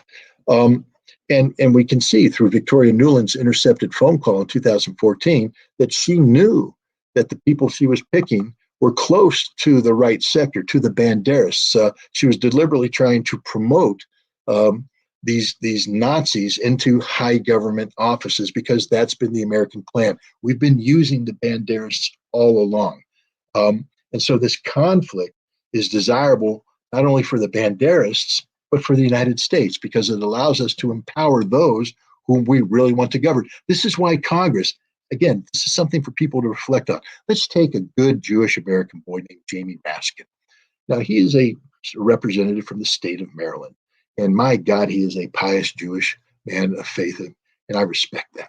And he's somebody who felt strongly about the fact that U.S. taxpayer dollars in 2015 were being used to train something called the Azov Battalion. And so Jamie Raskin and others supported an amendment to the Defense Authorization Act that said no money, American taxpayer money, can be used to train the Azov. Why? Because they're Nazis. He said, we're not going to pay for training Nazis. Jamie Raskin. Last year in 2022, Jamie Raskin was one of several congressmen who denied there being Nazis in Ukraine when American representatives reminded him that there was an amendment to not fund them. He said, you're supporting Vladimir Putin by manufacturing the lie that there are Nazis in Ukraine. Then he turned around and invited 4 Azov Italian thugs, murderers, Nazis into the people's house where they were celebrated, wined, dined. They were allowed to sell the patches with Nazi symbols, sell them in an auction in the United States Congress to raise money for what? For the Nazis. We have lost our moral compass. We have lost our way. We are supporting the sickest, crudest, most odious people on the planet. And we support them by continuing the slaughter, by continuing this war. We know they can't win, but we do it anyways because the goal is to kill Russians. And the people who like to kill Russians are the Banderists. Yeah, well, as you were talking, I was remembering the Ukrainian National Guard's tweet, which is still up. I'm not going to pull it up due to possible censorship issues later, but essentially it was the Ukrainian National Guard showing Azov fighters bathing their bullets in pig's blood to use against Chechen fighters, Chechen soldiers, those who practice Islam. I mean, this is how absolutely just unhinged and fascist these forces are, and the great enablers, as you said, are the United States and the NATO countries. And I was hearing you on Richard Medhurst, and maybe to just conclude on this diplomacy point, obviously the United States and NATO, they know what they're doing. These European countries, the United States, they know what they're doing. They know who they're supporting. They know and ostensibly people like Mr. Milley and Lloyd Austin and these folks, they know where this could go. As you were speaking earlier about the potential for nuclear war and everything going boom and bye. So, I mean, I've heard you say it before that the United States is willing to take that risk. Do you feel like there are any forces that don't want to take this risk? When I think about just the U.S.-China relationship, obviously there's business, executives, corporate executives. They don't necessarily want to take the risk with war. But in terms of the foreign policy establishment, I mean, how are you seeing this diplomatically from that point of view, just given all of what you just laid out in terms of who the United States has been willing to get into bed with? Well, one of the best way to solve a problem is to accurately define the problem first. And what we have right now are people in Washington, D.C., saying that the solution to the problem is continuing to double down on stupid, in effect, to continue this investment into the slaughter of Ukrainian men and the destruction of Western technology, et cetera, because they say the threat is so real, so visceral that we have no choice but to do this. Now, normally, this kind of policy would be challenged by the people's representatives, the United States Congress, where you would bring people in and have hearings and discuss this issue and say, well, you've said this, but let me ask you some questions. Let me demand some answers. Let's get some accountability here. Let's check, do some fact checking. Congress isn't doing that. There are things happening right now. I mean, to give you an example, the Pentagon just accounting error, $6.5 billion.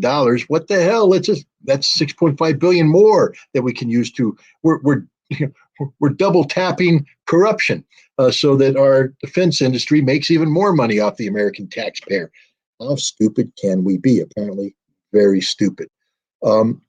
Nobody's asking General Miley the question of if you knew that this, I mean, again, here's just be some of my questions that I would ask General Miley.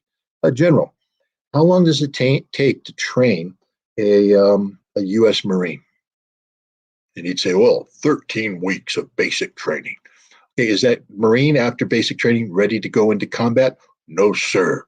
He now has to go into advanced individual training where he becomes an expert in his military occupation specialty. Wow, thanks, General. And how long does that take? That will take another, depending on the specialty, that could take anywhere from another, 10 weeks to several months of intensive training. Is the Marine ready to go to combat now, General? No. the Marine must now join his unit and begin an intensive program of integrating into the unit, training for the specific tasks given in the mission focus of the unit. How long does that take, General? That could take anywhere from 6 months to a year. So, General, you're telling me that in order to have a Marine ready for combat, he has to be trained for about, I don't know, a year and a half. That's right. Okay. Oh, gosh. Now let's talk about the Ukrainians. How much training did the Ukrainians have that you brought to Grafenvor? Well, the average Ukrainian had about 7 weeks of training, maybe 5 weeks tops. And now you put them in contact with advanced NATO equipment. How long does it take to train them on that? To train somebody to operate the Leopard tank? Well, normally the training would take about 5 months. How long did you give the Ukrainians? Oh, we gave them about 5 weeks. And now you've introduced them to combined arms warfare. Very complicated thing. Yes. Our units take anywhere from 6 months to a year to learn how to do combined arms operations. And how long did you give the Ukrainians?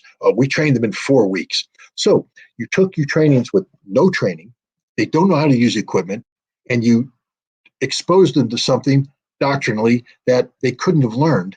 And then you allowed them to go to war. You murdered them.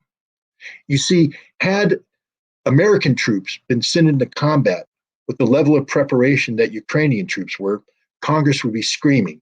If 13,000 body bags came home in less than 3 weeks from any conflict, Congress would be saying, what the hell is going on? And if General Miley went before Congress and claimed to send American troops together with that kind of training they gave the Ukrainians, he'd be criminally negligent. He'd be liable to prosecution because it's murder what he's done. But because they're just Ukrainians, it's okay. We can murder them because we don't care about them. This is the awful reality of the situation that we see today. Americans claim to care about Ukraine. Hell, they virtue signal all over the place with those flags. But we don't care about them because if we did, we would never allow this to happen. This isn't how friends treat friends. We don't care about the Ukrainians, and that's the awful reality here. We're not doing this for Ukraine. We're doing this against Russia. We're willing to sacrifice an entire nation for the cheap thrill of hurting a nation that doesn't wish us any harm whatsoever. Russia is not seeking to bring harm to America. Any harm that's come to us is because of our own actions, what we have done economically by sanctioning Russia. The blowback has hurt us by going to war in Ukraine. The harm is the destruction of our equipment. But had we not gone to war, our equipment wouldn't be destroyed. Ukrainians wouldn't be dying. This is, what we're seeing here is we're exposing the lack of a moral compass on the part of the American people and our government representatives. We are a nation that has lost touch with that which used to define us. We used to be a good people. We used to be a people who believed in individual freedoms. We believed in the value of a human life. Not anymore. Not anymore. And some people say, Scott, you're naive. We never believed in that. And yeah, you could make the case. Korea, we certainly didn't like the Koreans, the South Koreans. We killed a lot of them. Vietnam, well, yeah, we killed a lot of South Vietnamese as well. We're not very good at that. Afghanistan, threw the whole country under the bus.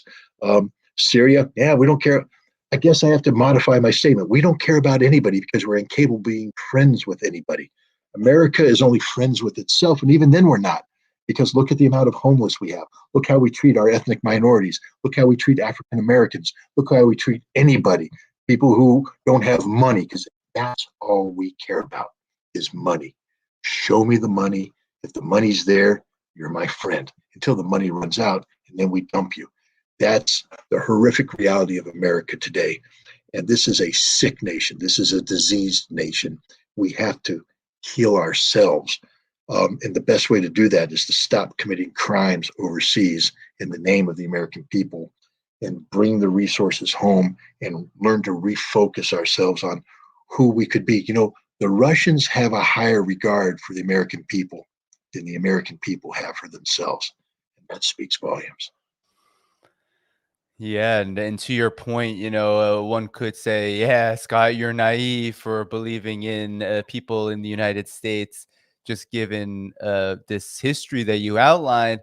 But at the same time, in each iteration, every event you just named, every war, and there are so many more that we could name, each time people did. A lot of people got sick of it. They started to oppose it. They started to think this isn't what we want, but one thing that the United States has done, its political class, foreign policies, that it's been able to continue to pile on another war and another war and another, and now this one in particular, this proxy war, this that in Ukraine, which has created this dynamic with Russia and as well as China. In another respect, it's created another kind of Cold War scenario, which leads to even more complicated problems. I wasn't around during the Cold War, but I know you were.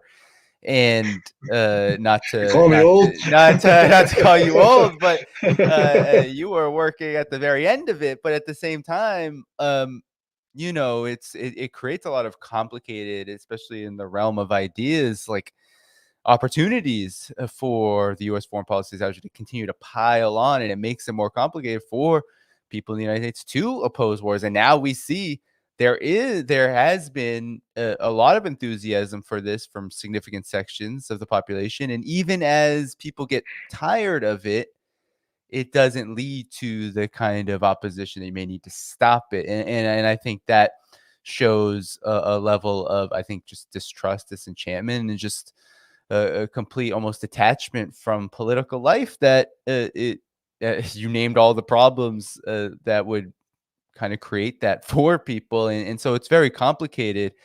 And so, yeah, every time it seems like people in the United States are ready to resist, there's just another war, another opportunity. But it seems like things are running out for the opportunities are running out for the United States. And I wanted to ask you about recently, there's been some developments with BRICS, and I know you've been very enthusiastic here on this program about it, and I've covered it because it is a very encouraging development, and we have at least 20 countries lining up to join BRICS: Brazil, Russia, India, South Africa, China, and South Africa. The economic mechanism, multilateral mechanism, and the summit is happening in August in South Africa.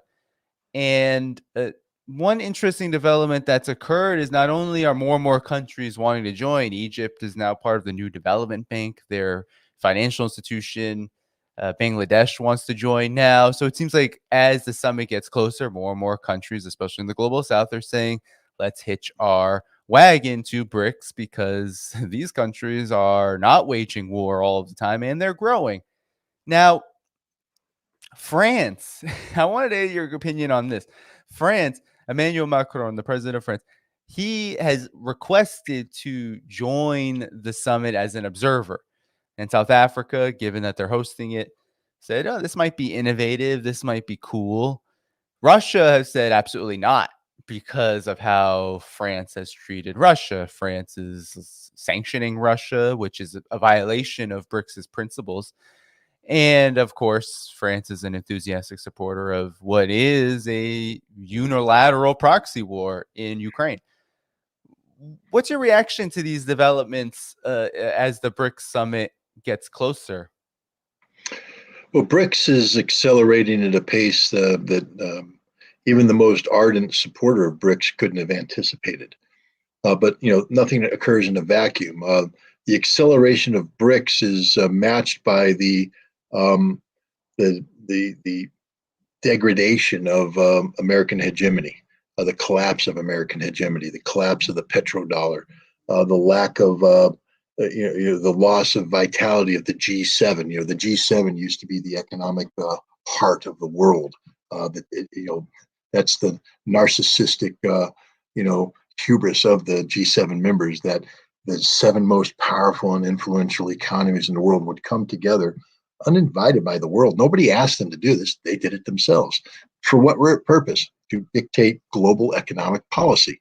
So as the G7 went, so would the rest of the world. That's the hubris of it. That's the arrogance of it. and BRICS basically said, well, we're not happy with that. We'd actually like to set our own economic agenda.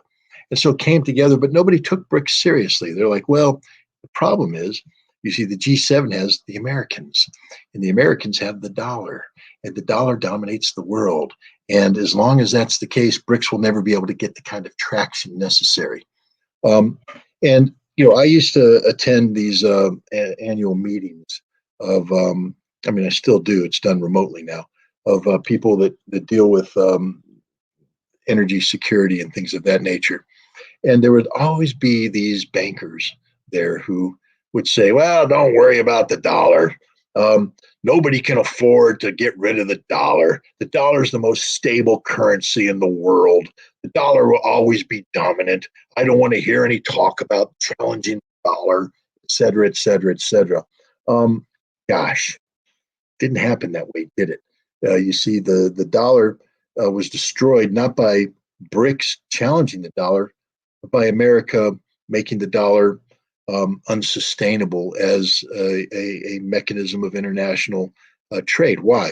The world got sick and tired of sanctions, first of all. There is sanctions fatigue. People are tired of America using the dollar, which is the global reserve currency. That's what we like. That's why the petrodollar is there. It's the global reserve currency, but it comes with a poison pill, which is if you use the dollar as the global reserve currency, and there were no alternatives, and then that means that we get to dictate anything you do with the dollar. And if you do something with the dollar we don't like, we can sanction you. And this includes, because it's a global reserve currency, and we help design the SWIFT communication system for banks. Let's say that country X wants to do business with country Y. It's between them. But America's like, well, we're not happy with what they're doing, but it's really none of our business. But because they did their business using the SWIFT system in dollars, we say, aha, you use the dollar, therefore we can sanction you. We can impose our will on you. Now, that's against international law. You're not allowed to do that, but we do it because American law, of course, trumps everything. And Congress is the one that does this. The world just got sick and tired of this. But as many people said, the world can't afford to dump the dollar because it's too expensive. It costs too much. You have to stay with the dollar. But then we went and we stole $600 billion or more of Russian sovereign wealth. This was Russian money that they had built up as part of the global, that reserve currency out there, and we just stole it. And now everybody went, wait a minute, you can't. That's theft. The United States said, yeah, it doesn't matter. We're America. We can do whatever we want. And people started to wake up to the fact that if you can do it against Russia, you can do it against anybody. And people they're worried about it. So now BRICS is coming in saying, hey, why don't we do this currency basket concept where we start doing trade in currencies other than the dollar? And if we do it together collectively, we can eliminate some of the instabilities that makes that unattractive, and people started to say, yeah, sign me up for that. And here's an interesting thing. Brazil said, okay, we're gonna start doing transactions in yuan and rubles and other currencies other than the dollar. Senator Marco Rubio, little Marco, came out and he surprisingly honest. I have to give him kudos for being honest. He came out and he said, we can't allow the Brazilians to do this, because if the Brazilians start doing trade in non-dollar denominations, we won't have the ability to sanction them, and then we'll lose control of the Brazilian economy. And I'm like, thank you for your honesty, because that was the most honest thing a senator has said, because America's policy, we now know what it is. It's about controlling the global economy by sanctioning people because of the dollar. And the world is sick and tired of that. And so they're dumping the dollar. And we see it right now. It is a tidal wave of people just saying, no more dollar. We're not going to do business with the dollar. And one of the things that made it tough to dump the dollar is, for instance, let's take the International Monetary Fund, the IMF. It controls the global economy on behalf of the United States by providing loans, et cetera, that come with strings attached. You have to do things that encourage the kind of debt load that makes the IMF and the G7 control your economy. It's dollar driven. What is BRICS doing? They're developing their own development bank. And that development bank is starting to supplant the IMF. People are saying, we don't want the IMF strings anymore. We're going to look to the development bank. BRICS is attached to perhaps the greatest economic engine in the world today, which is the Belts and Roads Initiative, the Chinese Global Infrastructure Development Plan that has poured in trillions of dollars into global development. To show you on the scope and scale, the United States and Europe have decided that they were going to respond by coming up with some, $600 billion fund. Understand that the Chinese have already put in $7 trillion, 7 to 10 trillion, depending on whose math. But we're going to respond with 600 billion, but only 300 billion of that would be government funding. Of course, we're never going to put that up. The other 300 have to come from private industry. See, we can't even do it right. And all the strings that are attached to this, as we seek to develop your infrastructure, we're going to put so many strings attached to it that nobody's going to agree to it. And it never got off the road. It never really happened. The Chinese own the global economy. They are the engine for the global economy. The global economy will cease to function without the Chinese. And as such, there's a trend now for people to start to use the Chinese yuan. The yuan is becoming a very attractive currency because it's used everywhere, because the Chinese are everywhere. But it's more than just the yuan and the dollar. The Chinese now are recognizing that the economic clout that they have can be turned into diplomatic clout. But here's the beauty of the Chinese approach. The American approach to diplomacy comes in with the military. The military is the lead. We generate chaos and anarchy around the world so that the American military is seen as the solution, that you have to have a security pact with us so we can bring in our military, and that's how we control the world, through strength. The Chinese are saying, that ain't our model. We want to control the world through economic prosperity. And to show you how important this concept of economic prosperity is, the Chinese turned to the Persian Gulf, one of the most contentious areas where Saudi Arabia has been positioned to oppose Iran by the United States, part of this military leaning forward thing where we've generated chaos and anarchy. The Chinese came in and asked the Saudis, are you benefiting from this? Honestly. And the Saudis were looking at it saying, we have this thing called Vision 2030, where we want to convert the Saudi economy away from this energy, where it's solely the energy. We want to diversify our economy. It requires investment, et cetera. But we're bogged down in this war in Yemen. We're bogged down in conflicts in Syria.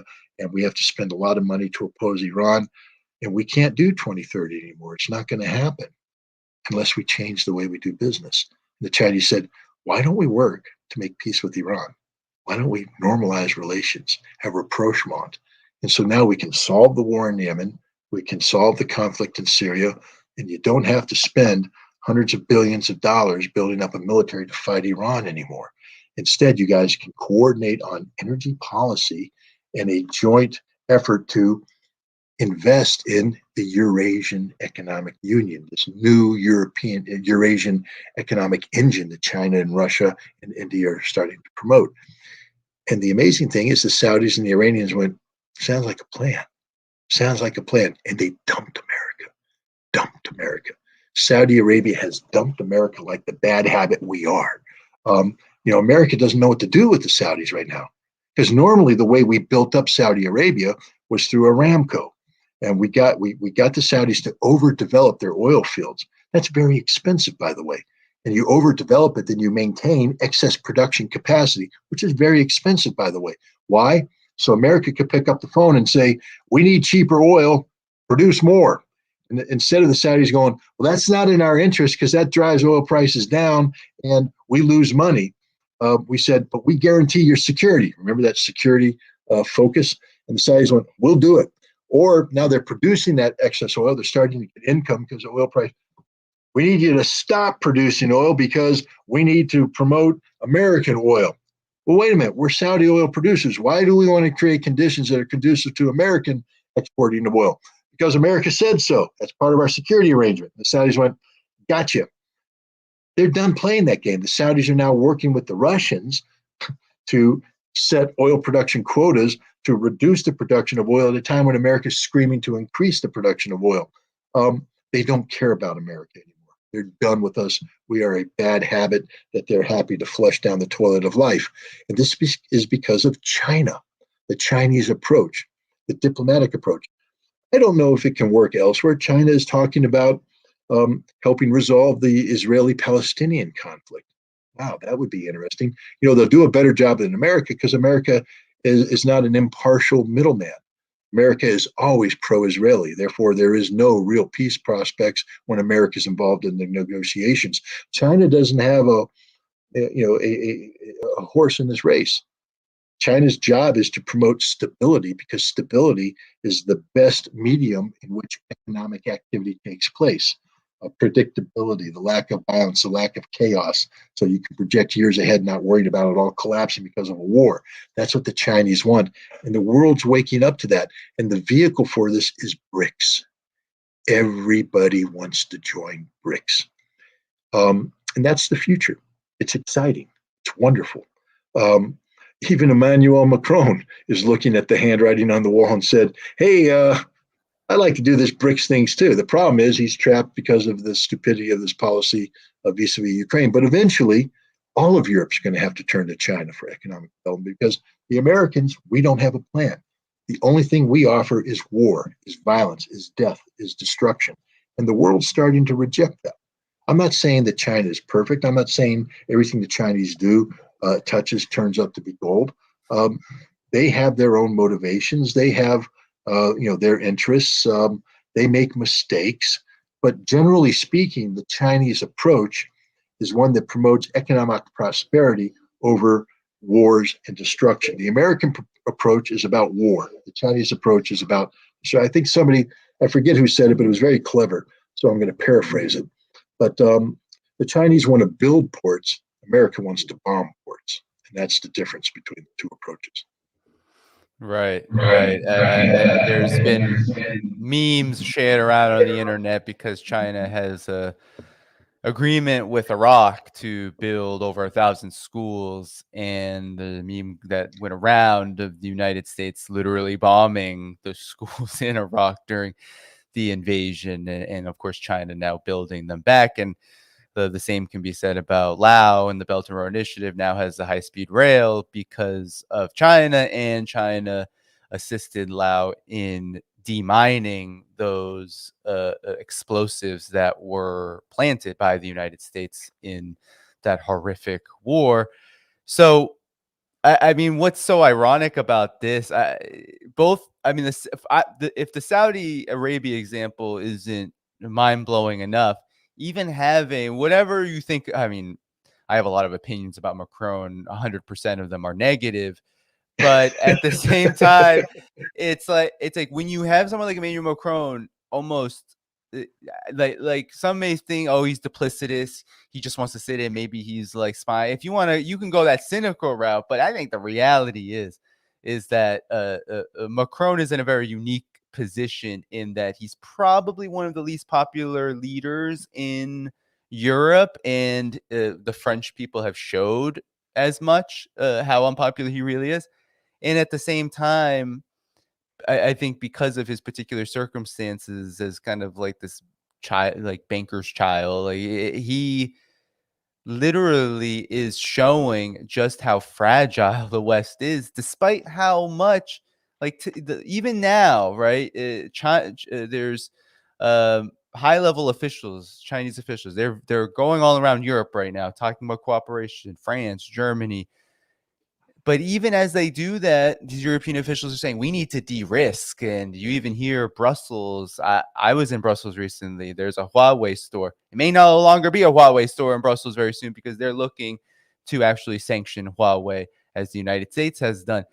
So you have this kind of double dealing, and so it's understandable why you'd not trust maybe what Macron is saying. And Russia certainly doesn't trust Macron, and they shouldn't.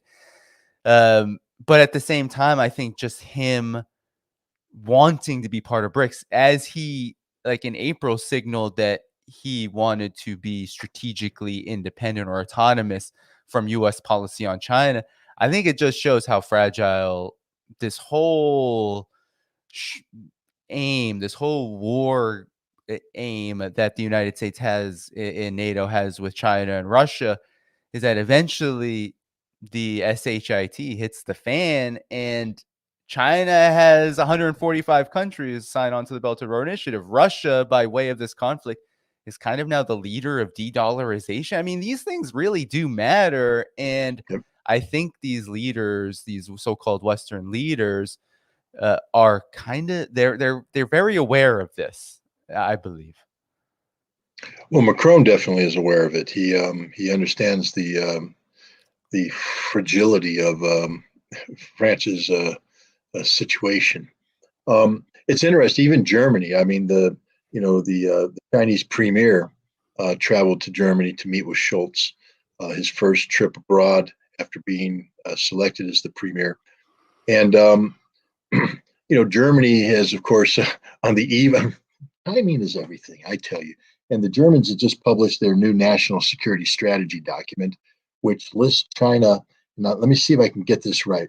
They are a partner, they are a competitor, and they are a strategic. Not competitor, but like an opponent, like an enemy. And so that's very schizophrenic in your approach to China. And so the Germans are saying that we have to de-risk. You used that term earlier, de-risk.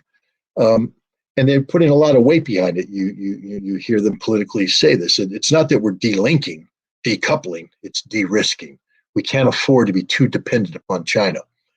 The problem is, though, that the German businesses are going, hey, guys, to do the de-risking thing you're asking for, we have to have capital that can be invested elsewhere. That means we need to raise money. But the only way we can raise money is to invest in China, because that's the only place where we can make money.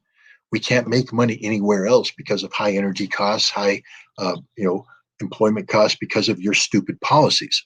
So to implement de-risking the way Germany wants them to implement means that they will destroy the German economy further. The only chance the German economy has of retaining any viability is to continue to invest in China. That's the predicament that Germany faces. That's the predicament that all of Europe faces. Because thanks to the blowback from their sanctioning of Russian energy, or their decision to decouple from Russian energy, they've increased their reliance upon China. And China remains the only way they can make money in this depressed economic reality. And the Chinese premier knows this. He sat there and he listened to all the nonsense that Scholz and Baerbock and others were throwing his way. He's like, yeah, thank you. Mm-hmm.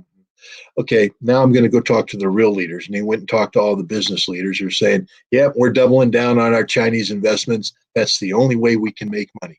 And in a capitalist society, unfortunately, that's the only thing that matters. Because if a company doesn't make money, they shut down, they go away, they no longer exist. And that's just the fact that Europe needs to continue to expand its economic investments in China, because that's the only market where they're making money. They're not making money anywhere else. I've kept you for a while, Scott. There's one more thing I want to talk to you about before I let you go here, though, because if you have the time to speak about Blinken's visit to China, because I found recent developments about this kind of funny. It's kind of humorous in the fact that it's a little pathetic. So you had Antony Blinken, Secretary of State of the United States, basically come on his hands and knees to China. Let's be honest. China was very vocal about how it was the U.S. side calling them, saying, we need to talk and we need to stabilize relations. Antony Blinken goes. This is after months and months of just no answers from the Chinese side, saying, oh, that balloon incident, all of the things that happened afterward, the ridiculousness of all of this. No reason to talk. You're not being honest. You're not acting in good faith. This isn't diplomacy. Talk to you some other time. And so finally they picked up the call. Antony Blinken went. There was a lot of enthusiasm about what happened. Stable relations are more stable now. This is a positive thing. Relations could be on track. And then you had Joe Biden. Joe Biden. Joe Biden talks to these rich donors in California, comments again on the balloon incident. I swear, just last week, couple weeks ago, he was saying, it's a foolish thing. It didn't really mean anything. Who knows what happened? And then he tells these rich donors in California that, well, she's a dictator and dictators don't like not knowing what's going on. China was very infuriated by these comments. Yeah. And now Joe Biden is saying, oh no, relations are going to be good. Don't worry. She and I will meet very soon. I mean, I don't even know. I don't even know how serious to take this, because I think it was quite obvious that whatever happened during this Blinken visit, he met with Qin Gang, the foreign minister. He met with Wang Yi, the top diplomat. He also met with Xi Jinping. It was a very important meeting for China, a very important meeting for the United States. Seemed positive, but then not even 24 hours, you have Joe Biden calling Xi Jinping a dictator and infuriating. I mean, Mao Ning, the foreign ministry spokesperson over in China, said this is a provocation. This is totally in violation of diplomatic rules. What are you doing? What is the United States doing here? It seems like I believed that the policy really wasn't going to change toward China from everything that you stated earlier. But what China is doing, the United States obviously doesn't like that. The neocons can't stand it. They can't stand the thought of being number two and the thought of not being able to offer any kind of alternative to what China is doing. But what are your opinions on these recent developments? I laughed a bit, but at the same time, it was almost like this is just pathetic at this point when it comes to the U.S. approach toward China. Well, there's a couple things going on here.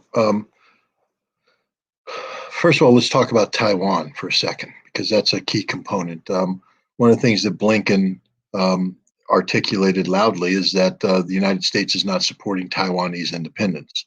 Now, people say, well, that's always been the American policy. No, just 6 months ago, the State Department altered the language in its web pages by removing some of this thing, creating the notion that we would support Taiwanese independence. And indeed, if you take a look at the practicalities of American outreach to Taiwan recently, going back to Nancy Pelosi's visit by various American senators, McCarthy's reception of Taiwan, we've been treating them as an independent entity, and it's really irked Chinese government a lot. But we're running into reality, and the reality is that in November of 2024, there's going to be an election in Taiwan, and the incumbent and her party are not going to win.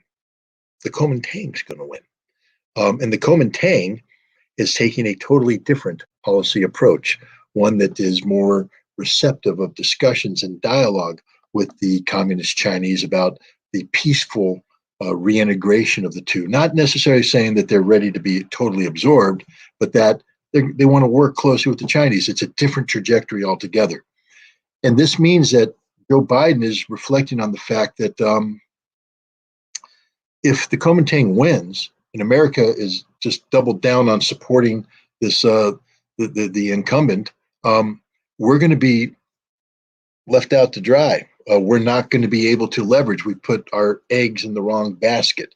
And so I think there's a decision to basically get the United States to policy neutral, basically to downshift and coast and policy neutral until 2024. Now, if the Kuomintang doesn't win, then America can just re-upshift and go back to doing what we were doing. But if the Kuomintang does win, and all indications are right now that they will, America will at least have some leverage. We wouldn't have totally alienated ourselves policy-wise. So I think that's what we had to do. We had to go downshift and send Blinken to China. The other thing is that the United States has been, of course, challenging the Chinese by doing these freedom of navigation tours through the Taiwanese straits. Now, China for some time has said there is no freedom of navigation there. You guys don't have a right to do this because international law clearly states that The strait does not automatically guarantee freedom of passage if the same nation controls both shores. And China's policy is that Taiwan is China. And that of course is America's policy too, one China policy. So when we send these ships through, the Chinese are irked. And China has made a decision that they aren't going to allow free passage anymore. There will be a price paid each time through harassment. And the last time American ship went through, together with the Canadian ship, the Chinese almost rammed the American ship. And they sent the signal that every single ship that comes through will be challenged in this way. Now, Lloyd Austin is desperately dialing his Chinese counterpart, saying, please pick up the phone. This is very dangerous. I don't want to talk to Lloyd Austin. They sort of had a peripheral meeting in Singapore, but doesn't care because there's nothing constructive. China's made its decision. They're panicked. Now, William Webster, not William Webster. I'm giving away my age, a former CIA director. William Burns, the current CIA director, he carries out what they call back channel diplomacy. And he has gone to Beijing, where he has met with Chinese officials, probably intelligence officials, and they've had some discussions to maintain this open dialogue. And I think again, I'm stuck on Webster. I think Burns and his Chinese counterparts came to an understanding. Basically, I think the Chinese read Burns' The Riot Act and said, you're heading in the wrong direction. You're heading in a direction that could lead to a conflict, and you're not going to win this conflict. And it's going to be disruptive to both parties. We don't want this. What we need, we're not asking you to capitulate, but we're asking you to ratchet it down a little bit. Let Mother Nature run its course. All right. There's a trajectory taking place politically that will probably put Taiwan on the path of trying to reconcile with China. And what you're doing is being disruptive of this, and it will lead to conflict. And Burns reported back. And remember, Blinken was making the phone calls too, trying to get the meetings. Nobody's picking up the phone. Burns had his meeting, went back and reported, and he told Blinken, I think you can call now. And Blinken went, hello?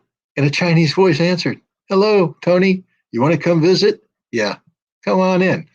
Tony shows up, and Secretary of State of the most powerful nation in the world, who greeted him. I think it was sort of some director of American. This was the guy who greeted the Chinese official who greeted him was some low-level functionary that does, American relations at some part in the foreign ministry. And he's the guy greeting the Secretary of State, which right off the bat sent a signal, you don't matter. Now, you talked about his meeting with Xi Jinping. Blinken had 10 hours of meetings. The meeting with Xi Jinping was 30 minutes.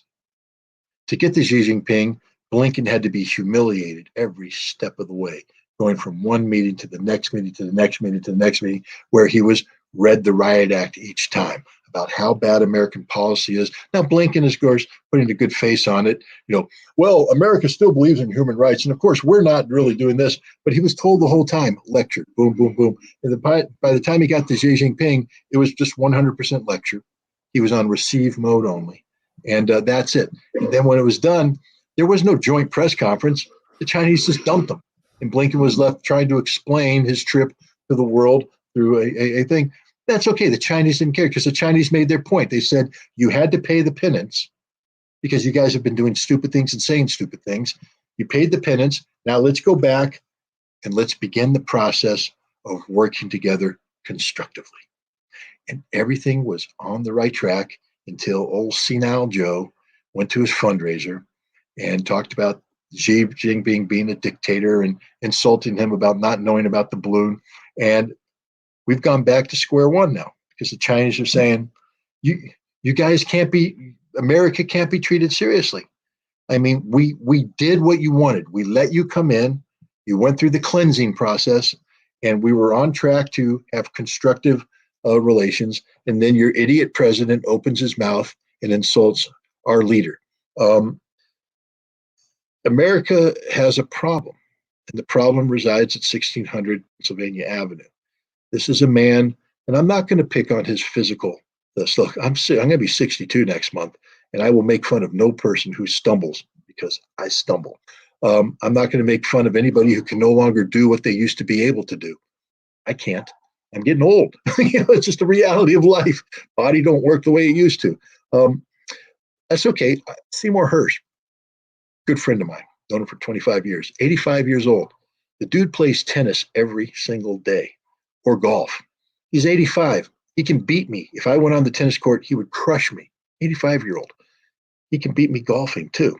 I'm not proud to say this, but so age doesn't mean that you're physically debilitated. Seymour Hersh proves that. The other thing that Seymour Hersh can do is outthink just about anybody.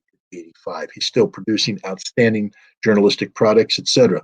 His brain works. So just because you're old doesn't automatically mean you can't do something. But understand that when you're old, sometimes it does mean you can't do something physically and mentally. I'm not going to, like I said, I'm not going to make fun of Biden's physical stuff. That's it. It's the brain.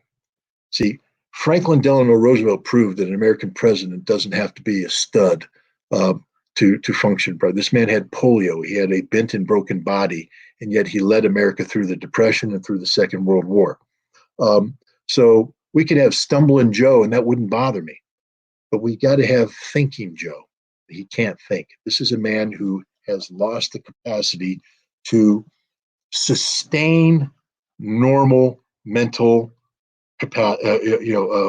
function. He has his moments. I don't know if they're drug induced. I don't know. There are times when he shows eloquence, when he shows clarity of thought, but the president has to be on 24/7, 100% of the time. This president is not. And we've seen it over and over again in unscripted moments. That's where he's most dangerous. It's not just what he said about Xi Jinping. Understand that this is a man who went before people and talked about Vladimir Putin, saying Putin's serious about using nuclear weapons against us. I predicted this. I predicted the drying up of the Colorado River, and I'm predicting this, and why you guys aren't listening to me, I don't understand.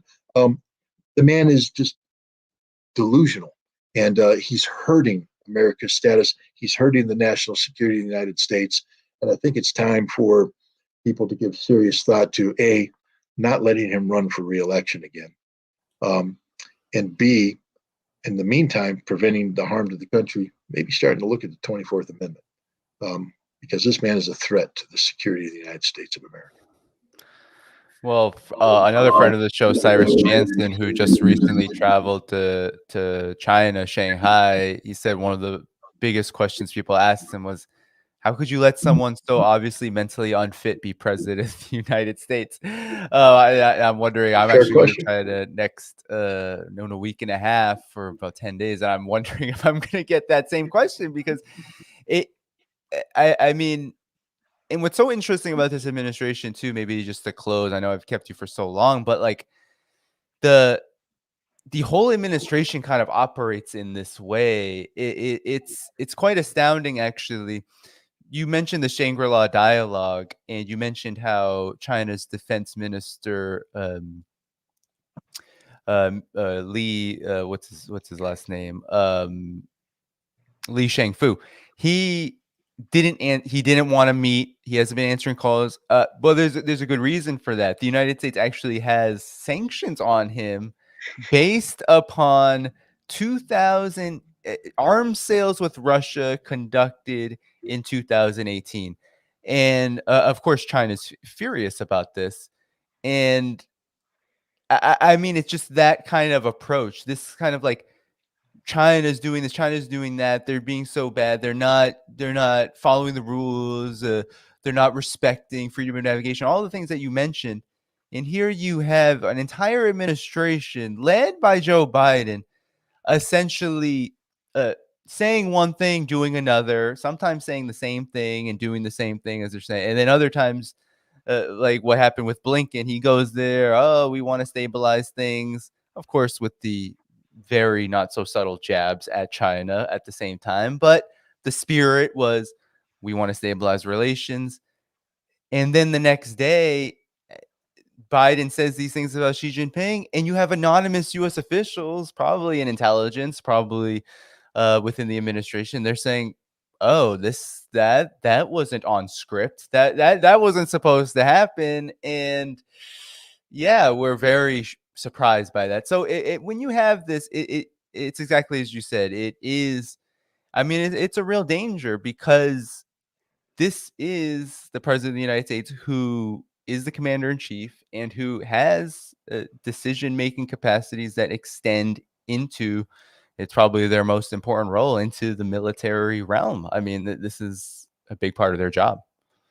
One of the things about foreign policy and national security policy and the nexus between the two is, if you're advising, a national leader, let's go back in time, Cold War, the Soviet Union. And, we want to have arms control policy. We're worried about, the potential conflict in Europe and elsewhere. And we have summits with Leonid Brezhnev. Nixon met with Brezhnev. Ford met with Brezhnev. We know Brezhnev. Carter's getting ready to meet with Brezhnev. And suddenly it becomes apparent that Brezhnev's brain's not working anymore. That he has to be led like a doddering old man up to the thing, and he reads speeches and he's slurring and all that. And now, from the American perspective, we're going, holy cow, Brezhnev's checking out, but who's in charge? We don't know. That creates unpredictability, because now we're like, how can we have confidence in consummating a deal with the Russians or any negotiation, because we don't know who's really in charge? Is it Dmitry Ustinov? He's there, but he shouldn't be in charge. That's not really. Is it the Politburo? Who in the Politburo is pulling the string? What's going on? And then Brezhnev kicks the bucket, and Andropov comes in, and we're like, okay, we know Andropov. We're right. We can do this. And then he dies. And then Chernyenko comes in, and he's a doddering old fool who's literally, it's Weekend at Bernie all over again. And we're like, how can we do this? How can we talk? And the reason why I bring this up is I know that's what was going on in the U.S. government. We're like, we don't know who we're dealing with. That's why Gorbachev was initially a breath of fresh air, because everybody's going, okay, somebody we can do business with. We understand who he is. He's here. He's going to be here for a little while. It's all clear. Now imagine you're a Russian or a Chinese, and you're sitting here at a time when relations are the worst they've ever been. But you don't want a war with the United States. That's not what you want. You want to find a way out of this problem. But who's running America? Because you've got to know that. You've got to be able to answer that. Who's running America? Who is the decision maker? Because if you know that, you can understand motivations, you can understand the strength of the decision, et cetera, the different power structures at play. But if you have Joe Biden, who is literally being led around, I mean, it's embarrassing. He's being led around. He is brain dead on stage. He just doesn't know what he's doing. He has to read from a script, but even then he gets it wrong. Hand over the heart during the national anthem that's not our own. God save the Queen. I mean, we can just go on and on and on about the stupidity of this man, which means that, when he's back in the Oval Office, is he in charge? Is he cognizant? Is he competent? And if the answer is no, then who's calling the shots? Who's in charge? Who's running it? And foreign powers don't know the answer. And so they're a little nervous. They don't want to deal with us. They won't consummate deals that otherwise could be consummated. And we're in a dangerous time where we need to have closure on some of these issues, but they can't trust America because they don't know who's making the decisions in America. And as an American citizen, I want to know too. He's the president. If he's not making the decisions, who is? And why are we allowing this? Is it done constitutionally? That would mean the vice president. But she's incompetent too. She's more incompetent in terms of, her brain allegedly works, but her working brain is actually more incompetent than Joe Biden's dysfunctional brain. So she's not being brought in. Who is it? It's not how America's supposed to work. This is dangerous. I mean, is it Joe Biden? I didn't vote for her. You didn't vote for her. Is she the one calling the shots, directing things behind the scene, similar to what Woodrow Wilson's wife was doing back in the day when he had issues? That's not how America's supposed to work. And this is unhealthy for America, for the world. And that's why people need to reflect on this. Again, It's truth in advertising. I think I have to be honest. I hate Joe Biden. I have a reason to. He and I have a history. I have no respect for the man. Never have, never will. But he is the commander in chief. That's a statement of fact, and therefore, one would hope that he is in full control of his faculties, that he is mentally capable of doing the job, and he's not. And so my position here isn't because I hate Joe Biden. The position I'm taking is because I love America and I want a competent president to be in charge, even if I disagree with everything about the man. We at least need to make sure that his brain works so that he can do the job that the voters elected him to do, believing who he was. People elected Joe Biden because they thought that he was competent, that they thought that he had this vast experience. That's all gone. When your brain starts to go, it doesn't matter how competent you used to be. You are dysfunctional, and Joe Biden is dysfunctional. He is not capable of doing this job in a sustained fashion, and it's a threat to America. It's a threat to the world. Indeed, indeed, and really low bar there. Really low bar. We just need someone who's confident because we're in a dire situation out here in the collective West, especially the United States, and uh, everything that you said, Scott, is just so on point. We are setting a very low bar when it is both incompetence and then dangerous.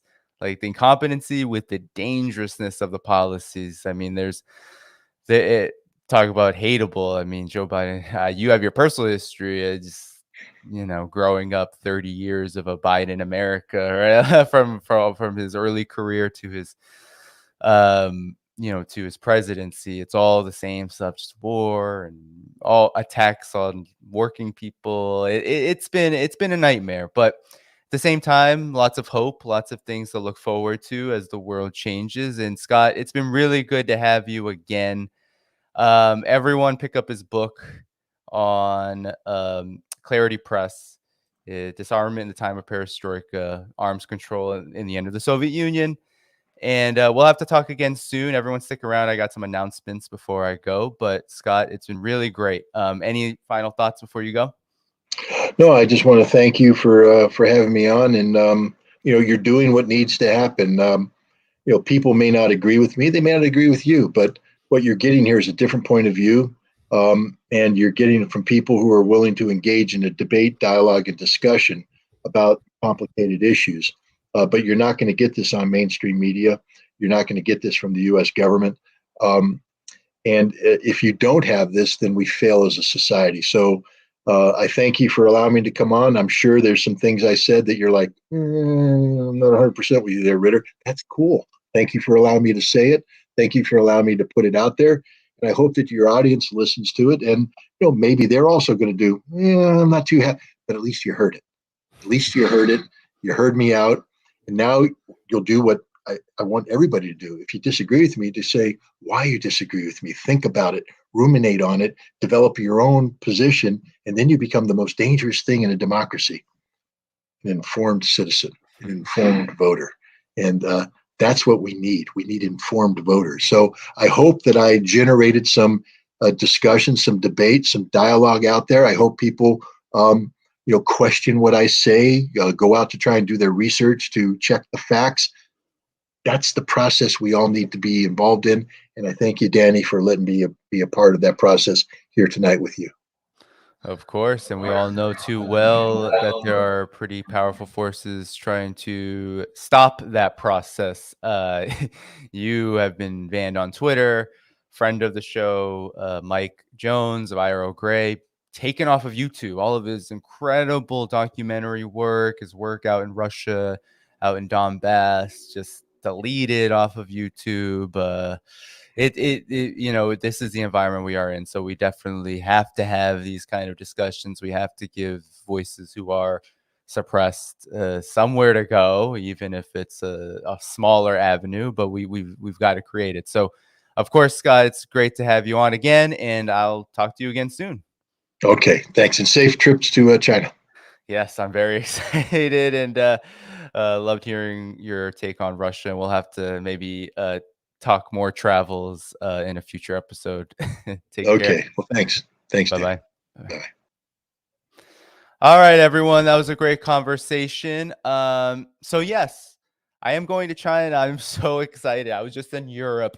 And as I was in Europe, I got an invitation, a great invitation to an incredible event on exchanges and mutual learning among civilizations. It's a very high level event. I'm so excited to go. Please do support this channel though, okay? Because all of this work, all this labor, all the costs involved, I'm going to get a new laptop soon once I get back from China. Also, the cost of the trip, there are some costs. So do support this show, all this work that I've been putting out here.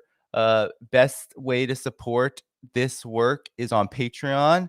That link is in the description, patreon.com/Dhaiphong. All of it goes back to ensuring that this program continues to grow and continues to put out the work that you expect, the perspective on multipolarity, on geopolitics, on the struggle against empire, the charting of a new world, who's doing it, how it's happening. That's what we focus on here. So you can support on Patreon, link in the description. You can also become a paid member on Substack.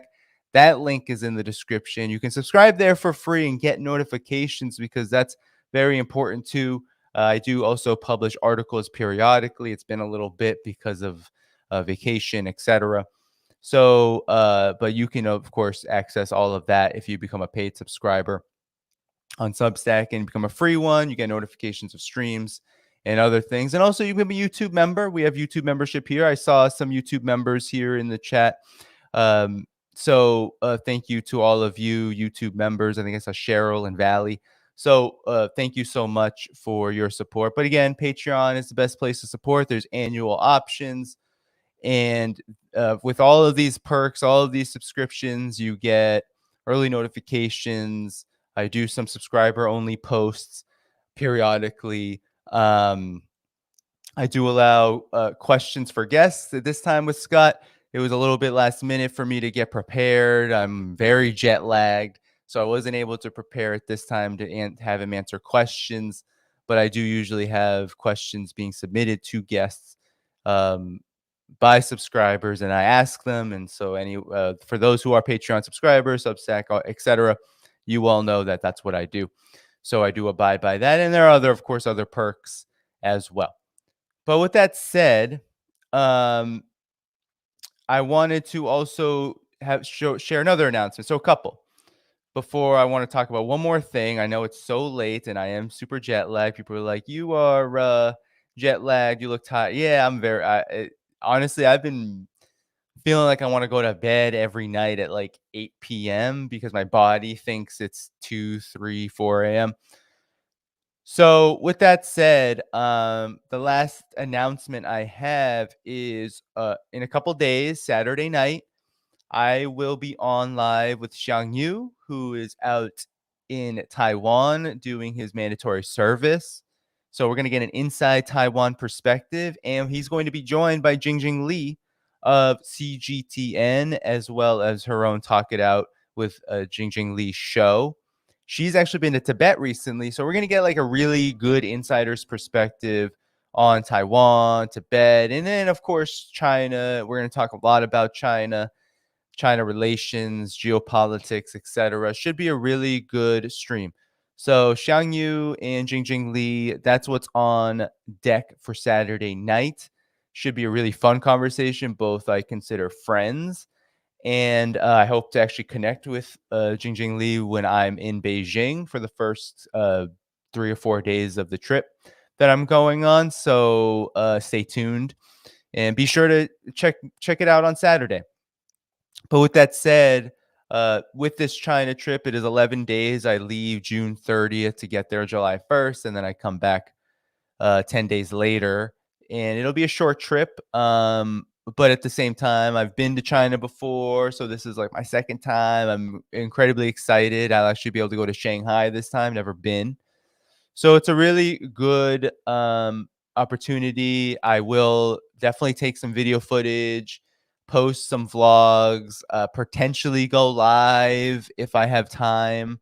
I'm trying to see. I'm only going to bring my vlogging equipment, and that was a little dicey with Carlos's book talk. If you caught it when I was on vacation in Chen Weiwa's interview, it just was good enough, although it wasn't the quality that you all expect here in these kind of streams, but it'll be the best that I got, and hopefully I can get some good footage and yeah, and show you all a bit of China. With all of that said, though, again, patreon.com/DannyDhaiphong is the best place to support this work. Please do subscribe, support the trip, support this channel. Annual options available, monthly options available, and you can get all kinds of perks, including asking me questions, asking guests questions, and suggesting content. And I also do exclusive posts, etc. With that said, I just want to thank the super chats. And then I also want to go over something because I did mention some censorship. And so let me just mention a few things really quick here before I go. After I get done with these super chats. So we have Valley. Thank you so much, Valley, for welcoming back home for my short stay. Indeed, I don't even know if I'm going to be recovered from the jet lag because it was like 2.5 weeks of not being in the same time zone. So I don't know how long it's going to take for me to recover. But yes, I am going. Thank you for wishing me well on my trip. Thank you, Iris, for this generous super chat. And thanking Scott. Thank you, Route 55 Qatar. Thank you so much for that. Thank you, Claude. Hi from Quebec. Hi. Good to see you. Hi, Kit. Thank you so much for the comments. We will nuke, then we blame Russia. Whoever is running the U.S. will not quit. Goals, depopulation, debt, IMF. Okay, yes. Thank you so much. Umit Dolap. How can the U.S. military allow officers to climb the ladder, having a crazy idea that mutually assured destruction can be averted? Isn't the primary duty of anyone in the U.S. military the protection of the home territory? I would say no. I mean, yes, on paper, yes. On paper, yes. That is the duty. But I've never been in government. I've never been in the military. My father worked for the federal government. He was also he worked for the federal government as a agriculture inspector. So not so much in the security arena, but he was drafted in Vietnam. He spent years, a couple of years, I think one in Germany and one actually deployed. And not just learning from him, but also just analyzing the situation, it's obvious that the military serves a function. Military officers, officials, they serve a function that's bigger than their stated purpose, right? And so I always look at through the lens of class. I always look at what does the state serve? What class does it serve? And it's obvious that the military apparatus as a whole serves a foreign policy establishment, which serves an elite, a ruling elite, a capitalist ruling elite, people who are invested in war for profit, and they're also invested in war to make more profits from whatever ventures that they're into.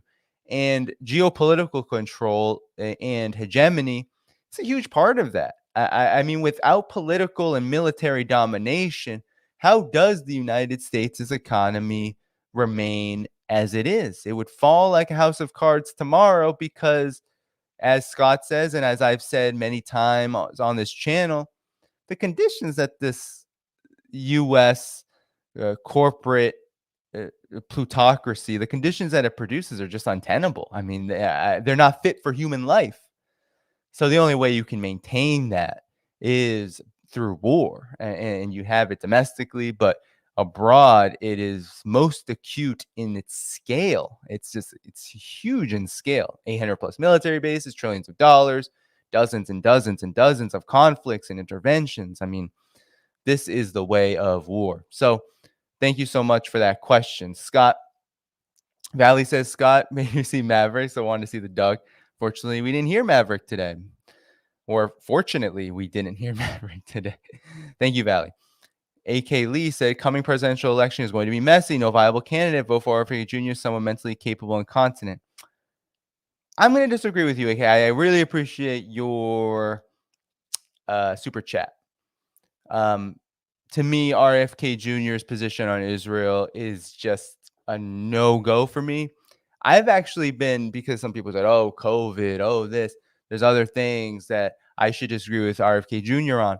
And, at the end of the day, a lot of RFK Jr.'s so-called baggage is not so much the problem for me. Not whether I agree with him or not on certain things. But really, for me, the big issue with RFK Jr. is the foreign policy issue. He's said a lot of good things about the Ukraine conflict. I agree with him on all of those things. But then he said some things about China, some strange lab. I don't even know if it was lab stuff or that they're testing ethnic groups or something like that. I've saw some clips about that. Some people said it was out of context, but regardless of in context, out of context, the way he said it was very suggestive of, I think, either a profound ignorance or really a profound prejudice toward China. Something I want to do in the near future as the election season heats up. I want to have RFK Jr. on. I want to have Cornel West on. I want to have some of these alternative candidates on to talk foreign policy. We'll see if they take the bait. I just haven't had the time to even think about organizing such a thing. But for me right now, Cornel West, right? He's a friend of mine. He's been a friend of the work that I've done, the work that friends and people who have done this work for so long. He's someone that I'm heavily going to encourage people to look into. But at the same time, I have disagreements with him as well, especially on the key questions of Russia and China and the way he frames these issues. I think he's on the right side of peace when it comes to peace and war. But at the same time, there is still, especially among the left, there is I think there is a way of talking about Russia and China that is heavily steeped in Cold War rhetoric, and it even affects people who I believe are the strongest on most things that I care about domestically or foreign policy wise. And that will be something I want to take to task with someone who I believe is a good friend, Cornel West, of the people. So anyway, that's my piece. AK Lee, thank you so much. And then Elfin97, thank you so much for the generous super chat.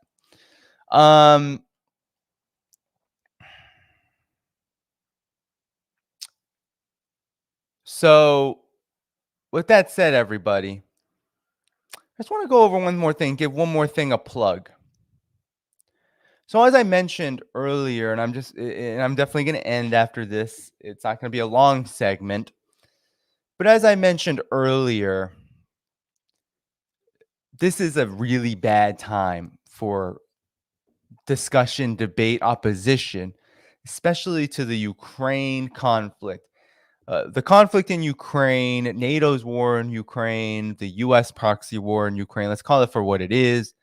It has been a watershed moment in the repressive apparatus that is the U.S. and collective West surveillance regime. We've seen early on in this conflict entire YouTube channels be taken down, entire foreign media like RT be censored. We've had social media become even more stifling, algorithms become more hostile. And of course, these big tech monopolies literally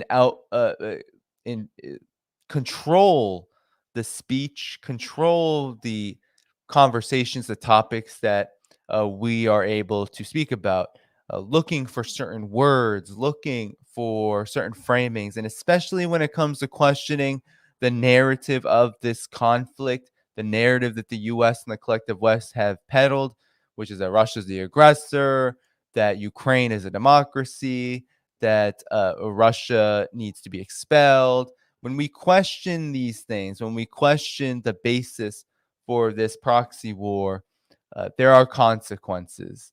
And so there is, number one, I want to show, and I hope I can pull it up. So Ira Gray, Mike Jones, his YouTube channel was taken down. And I hope that I can share this Telegram screen. Let's see if I'm able to do so. So here on Telegram, I'm gonna try to maximize this. I don't know if you can see that. No, it's actually not getting bigger. So I should have saved the photo, but let me see if I can just X out this. Can I make this smaller? There we go. Make the chat smaller. So here he is, Iro Gray. It's a little tiny. Let me see if I can make it bigger here for all of you. I didn't do that too much more. Anyway, so here it says, we have reviewed your content and found severe or repeated violations of our community guidelines. Because of this, we've removed your channel from YouTube. So Iro Gray had, Mike Jones of Iro Gray had his entire channel removed. And let's see if we, well, I clicked on this. You can't see it. But he posts how the team reviewed his content and said, we think it violates the hate speech policy. It was an interview with Mariana Vaishmirkaya Inside Russia Report. And so they're literally just taking down content because it is supposedly pro-Russia. That's what they've done. So they took down all of his content. And Mike Jones lives in Russia. He has covered Donbass. He has done humanitarian work out there. He has given the Russian perspective as someone originally from the collective West. And his channel is gone now. And he had over 100,000 subscribers. And he put out a very important message. So there's just one example. Just one example. Now, I want to show you a friend of mine who has helped this channel out mightily. You might know them as Loa Socialisti out here in the chat. If you tune into the live streams, you probably won't be able to see this, but I'm just pulling it up. It's Dmitry Lascaris, who I'm going to try to get on the show soon. He's a lawyer, an activist. I believe he's run for office out in Canada. He's a very articulate person. He's just been to Russia. And he's going now on a tour, speaking tour across Canada, talking about his experience, talking about the Ukraine conflict. And so he is being attacked by pro-Ukrainian forces. He's being attacked by Russian opposition as well, folks who are, totally in line with U.S. policy on Russia. And he says here, unfortunately, due to pressure tactics from persons who support the escalation of the Ukraine war, he had a venue of his cancel an event at the last moment in Toronto. So I'm just going to play some of these stories. Hold on one second. I want to play the volume. So this is what's happening with him. And I'll put the volume on now. These are the forces that are having him censored. They're going to each of his events and trying to get his events canceled because he has an opposing viewpoint. And this is them trying to debate him. Just listen to this. Saying about peace, right? This tour, whole tour is about it. Why don't you tell Russians to go out from Ukraine? Right. Well, I could ask you, why don't you tell the American government to undo the coup Who made the first move? Was it the American government or the Russian government in Ukrainian territory? Why don't you tell the NATO governments to honor the promise not to include Ukraine in NATO?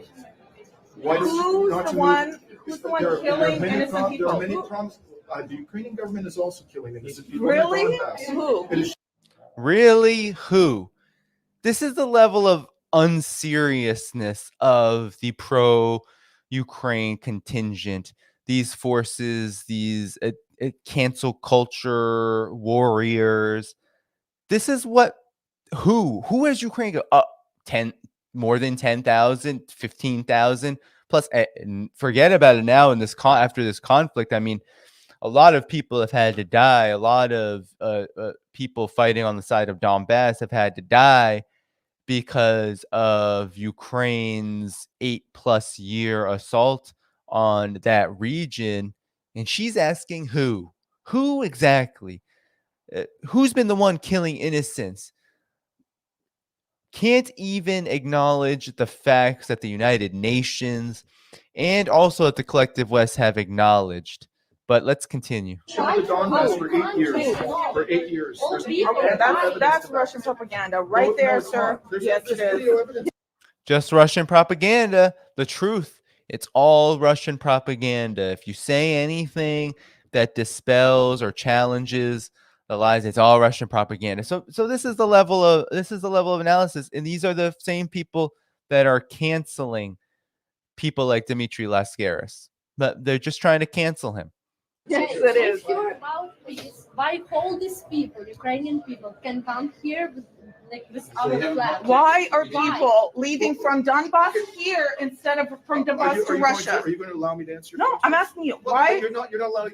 You're not asking me. You're lecturing I'm me. asking you. I'm I'm asking you. Why are the Donbass people leaving from here, from Donbass to the Western world instead of Russia? How many of them are going to I was just in Russia? Ukraine and Russia, and I interviewed people from the Donbass, and they told me that they did not want anything to do with Russia, and they wanted to be part of Russia. So I believe that there are conflicting opinions. I think there are conflicting opinions in the Donbass folks. So he's saying, and this is the truth. Look, let's be honest here. This is ridiculous. This person is trying to tell Dmitry Lascaris, who was just there, who was just in Russia, trying to tell him, why are people in Donbass coming to Canada? Are they? Are they coming to Canada? Because last time I checked, Russia has been a huge proponent of allowing the settlement of people who are being attacked by Ukrainian forces into Russia. The forces, it seems like, that are coming into the collective West are those who have had to flee due to economic conditions created by the collective West, created by NATO, and who happen to be very sympathetic to Ukraine's cause. Because, reminder, Ukraine is being destroyed wholesale. Its entire economy is being gutted. It already was one of the poorest countries in Europe. Now it is absolutely decimated. It is a failed state. It does not have an economy. The United States is essentially propping up, in Europe, is essentially propping up whatever is supposed to be its economy. Ukraine is finished. It is not a functioning economic unit. There is nothing functioning about it. It is worse than an IMF statelet, an IMF indebted country. It is a completely destroyed country because of the conflict that NATO has caused. So this person, again, these are the people. And it goes on and on and on and on. It goes on and on. He has to debate. He has to debate these people. They try to crowd him, right? They try to cancel him. He's having events canceled. So I'm going to try to get him on the show at some point, hopefully soon. But the point of the matter is, fact of the matter is that this is the environment. These are the conditions that we live in right now. You have people like Dmitry Lascaris trying to just tell the truth about his visit to Russia, being harassed, being canceled, having pressure tactics of don't let him speak at your university or your venue, right? Because he's not sufficiently anti-Russia. Mike Jones of IO Gray completely taken off of YouTube because he is in Russia giving a perspective that the collective West doesn't allow in the mainstream media. And this is, I think, important to all of us. We are all, no matter what we're doing, how we're doing it, when we do forward a narrative that challenges NATO domination, that challenges this war, that challenges the basis for this war, that highlights the dangers of it, and that makes the connections to the larger world order, the situation that is developing, all of its contradictions. It drives them nuts. It drives the ruling elite mad. and they begin to use their massive control over the information apparatus as another weapon of war. They begin to assert their control and use the information apparatus as another weapon of war. And that's what has happened. And that's what's going to continue to happen. I mean, for me, I myself was locked out on my vacation. I woke up one morning. This was when I was in Berlin. I wake up one morning and I go onto Twitter. And I look, I'm on my Twitter and I get an immediate message that I've been locked out of my account again. This was like the third time in, I don't know, less than a year where I've been locked out of my account. I thought my immediate reaction was, damn, I'm done. I'm suspended permanently. For some reason, I wasn't. But they cited a couple of tweets that had to do with my comments. Both of the tweets were over a year old. And they both had to do with China and the Uyghurs and me kind of mocking this whole genocide narrative because it is very worth mocking because it is completely and utterly dumb, stupid, not factual, and all about provoking China and all about trying to demonize China and escalate a proxy war on China as well, balkanize China, break up China, weaken China. And so they basically said, I always do this. I report first and say, oh, don't make me delete my tweets. These should not be canceled. They say I was violating a harassment policy, but all I was doing was mocking the words and the narratives of the U.S.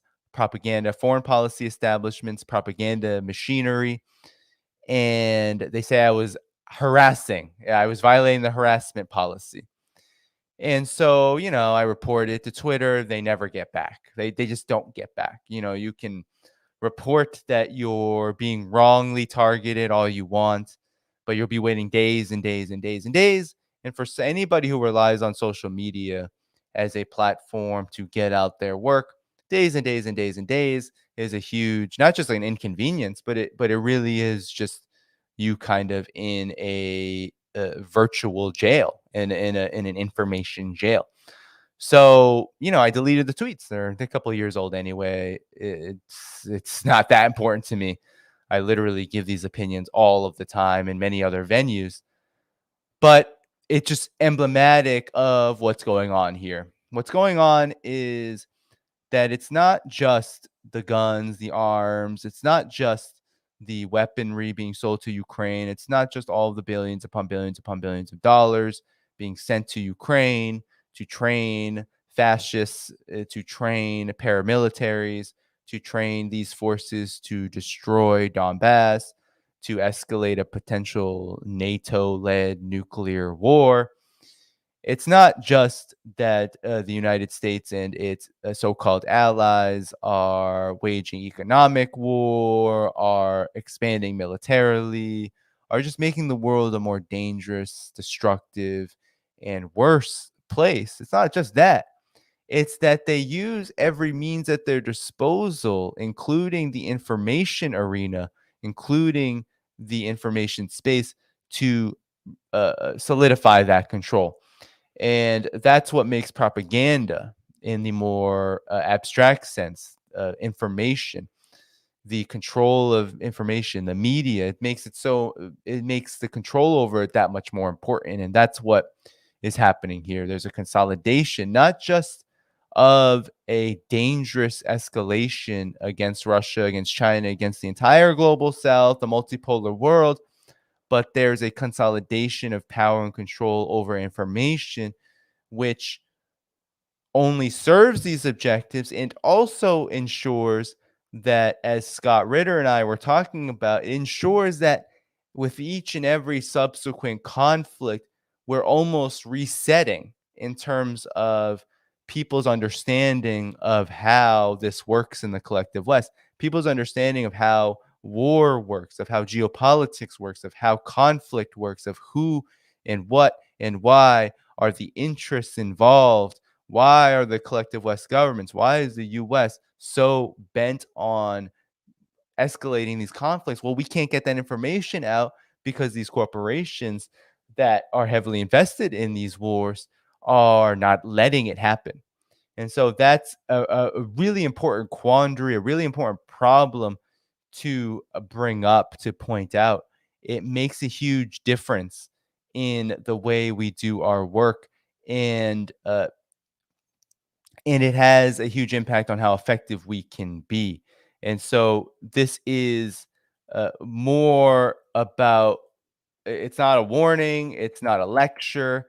It is just a statement of fact and reality that we are wading through some pretty difficult times, and we have to support each other as we go through them. We have to be sure to stand up for people like Mike Jones, to stand up for people even like Gonzalo Lira, locked away, disappeared by the Ukrainian government. As much as I've disagreed with Gonzalo Lira on other issues, believe me, um, at the same time, he's disappeared by the Ukrainian government right now. He is, and that's a huge problem. And it's all because of him being located there and him not saying the right thing about the Ukraine proxy war, calling it out. Uh, that's not good. That's not something we can just allow to stand, because it's emblematic, it's reflective of a long-standing policy. This isn't necessarily new. It's just it's going through another stage. It's not as if the United States hasn't suppressed activism related to opposing wars or opposing injustice. The United States is very good at that. The collectivist has been very good at that over the course of its history.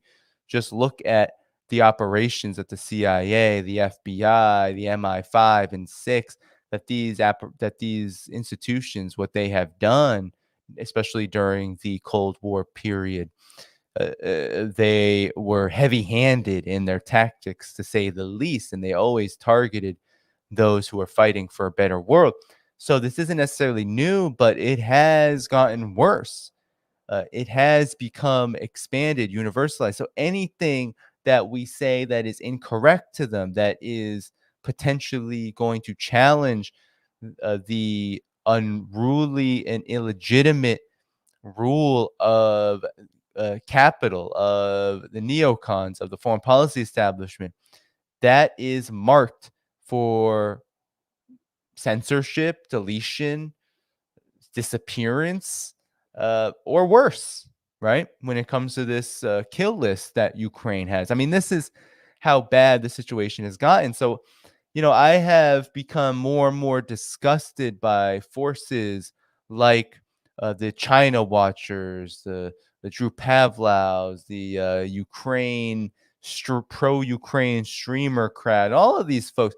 These folks that some people have debated in the past. I can't even look at these folks. Sometimes they like tag me and say, "Oh, look how pro-China this guy is," and I just think how pathetic you are for carrying water, possibly for free. Maybe they are agents. I don't know. I mean, honestly, sometimes I hope they are, because if you do this work for free, you're just a chump. But at the same time,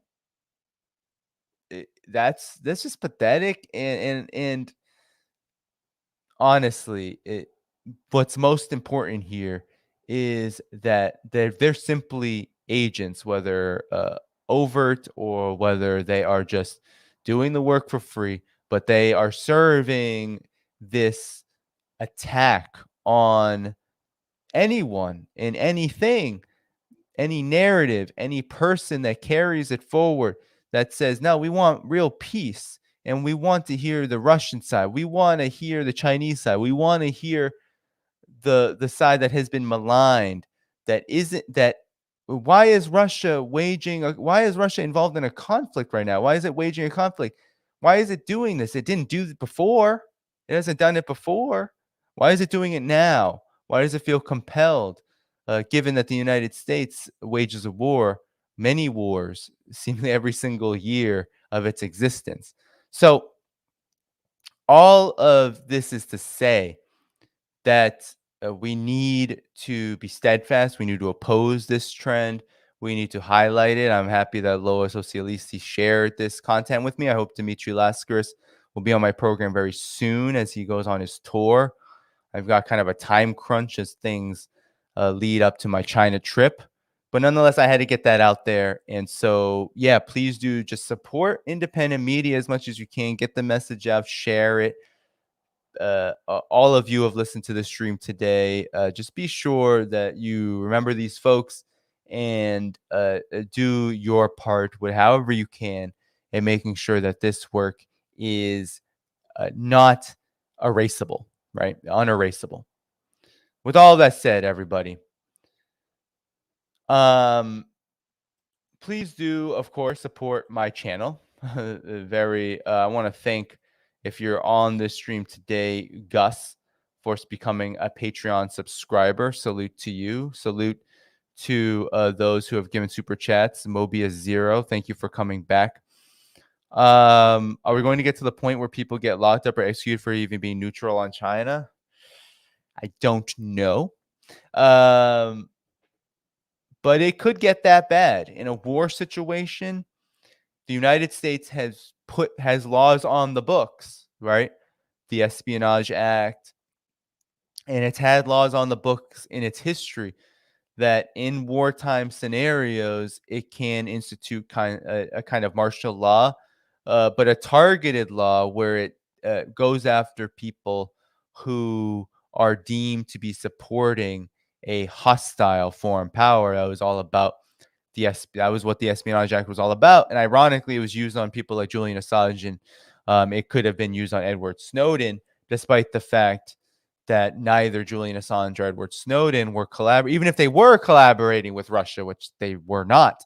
And even though Edward Snowden lives in Russia, but he lives in asylum because of his persecution. And Julian Assange, of course, that Russiagate nonsense is completely and utterly afactual. The point here is that that law is being used outside of even a wartime context. And let's be honest, the United States never had any business of passing such a law. It was always to suppress the truth, to suppress, if you want to call it free speech. But in my opinion, it was to suppress people who resist war and who resist these scenarios, these dangerous escalations, these dangerous wars waged by their government. So we could get to that point. We could very well get to that point. All right, everybody. Yes, somebody asks, please save the stream in its entirety. It's always available in the playback, and I also repost clips. For those of you who have a problem with me reposting clips, get over it. I'm sorry. I have some people commenting recently being like, you have to put up that this is a re-upload. It's like, do I? Do you don't know? Most people don't know how YouTube works, but I repost clips and I keep the streams up because some people like long form streams.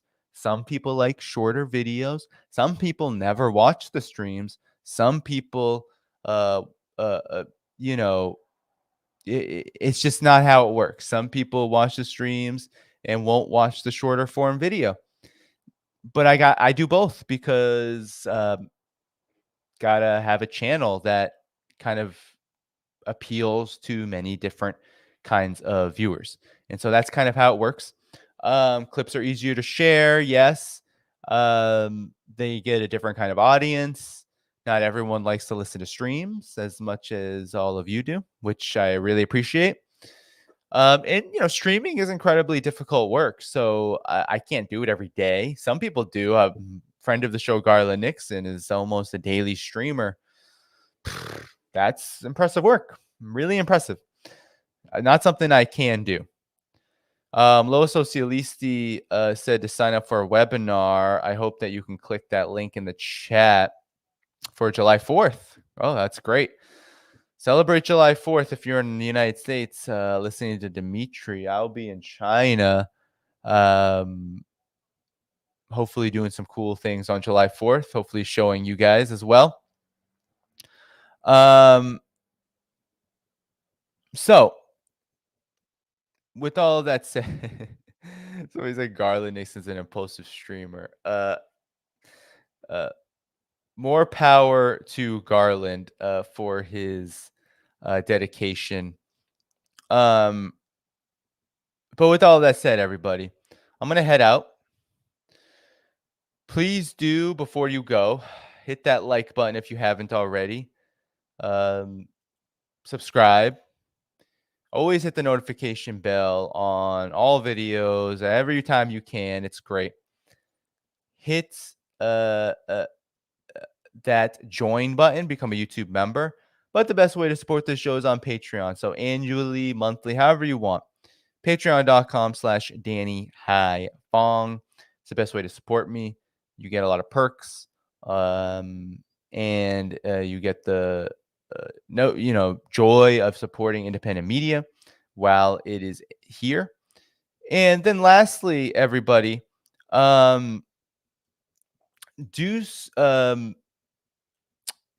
do hit up my Telegram. So I did try to share from my Telegram, but you can go to the channel banner, my link tree in the description. Or you can go to t.me, I believe it's /Danny Haiphong. I put it in the chat as well. Just sign up for my Telegram. I do something called China and Geopolitics. And all China and Geopolitics is it's just what I call my Telegram. And what I do is I kind of curate nearly daily. I try to do daily. It doesn't always work so smoothly given time constraints, but daily news reports from what's being reported out in news, Chinese media, English language media, Western media about China, just news. So I do that as kind of a side project. And it's also a place where I send out notifications of all my work. So for those of you who are on Telegram, please do subscribe there, because when Twitter goes bye-bye for me, which I do predict will happen at some point in the near future, you have a place where I share social media. And yeah, that's completely free. With all that said, everybody, salute. Thank you so much for coming to my first stream since my vacation to Europe. I didn't even get to talk about that much, just in passing. But yeah, do all that good stuff before you go. And I'll be back on Saturday with Xiang Yu and Jingjing Li inside Taiwan, inside China's Tibet region. We'll have a great conversation about Taiwan, China, Tibet, geopolitics, everything in between. Saturday, 6/24, June 24th, 9 p.m. Eastern, right here on this channel. Be sure to save the date, and I will get all that information out for you late Friday for Patreon members, YouTube members, Substack members. And of course, Saturday, I share the stream to everybody. Make sure you can make sure you are able to attend and you get plenty of notice. All right, everybody. Bye-bye. Take care and good night.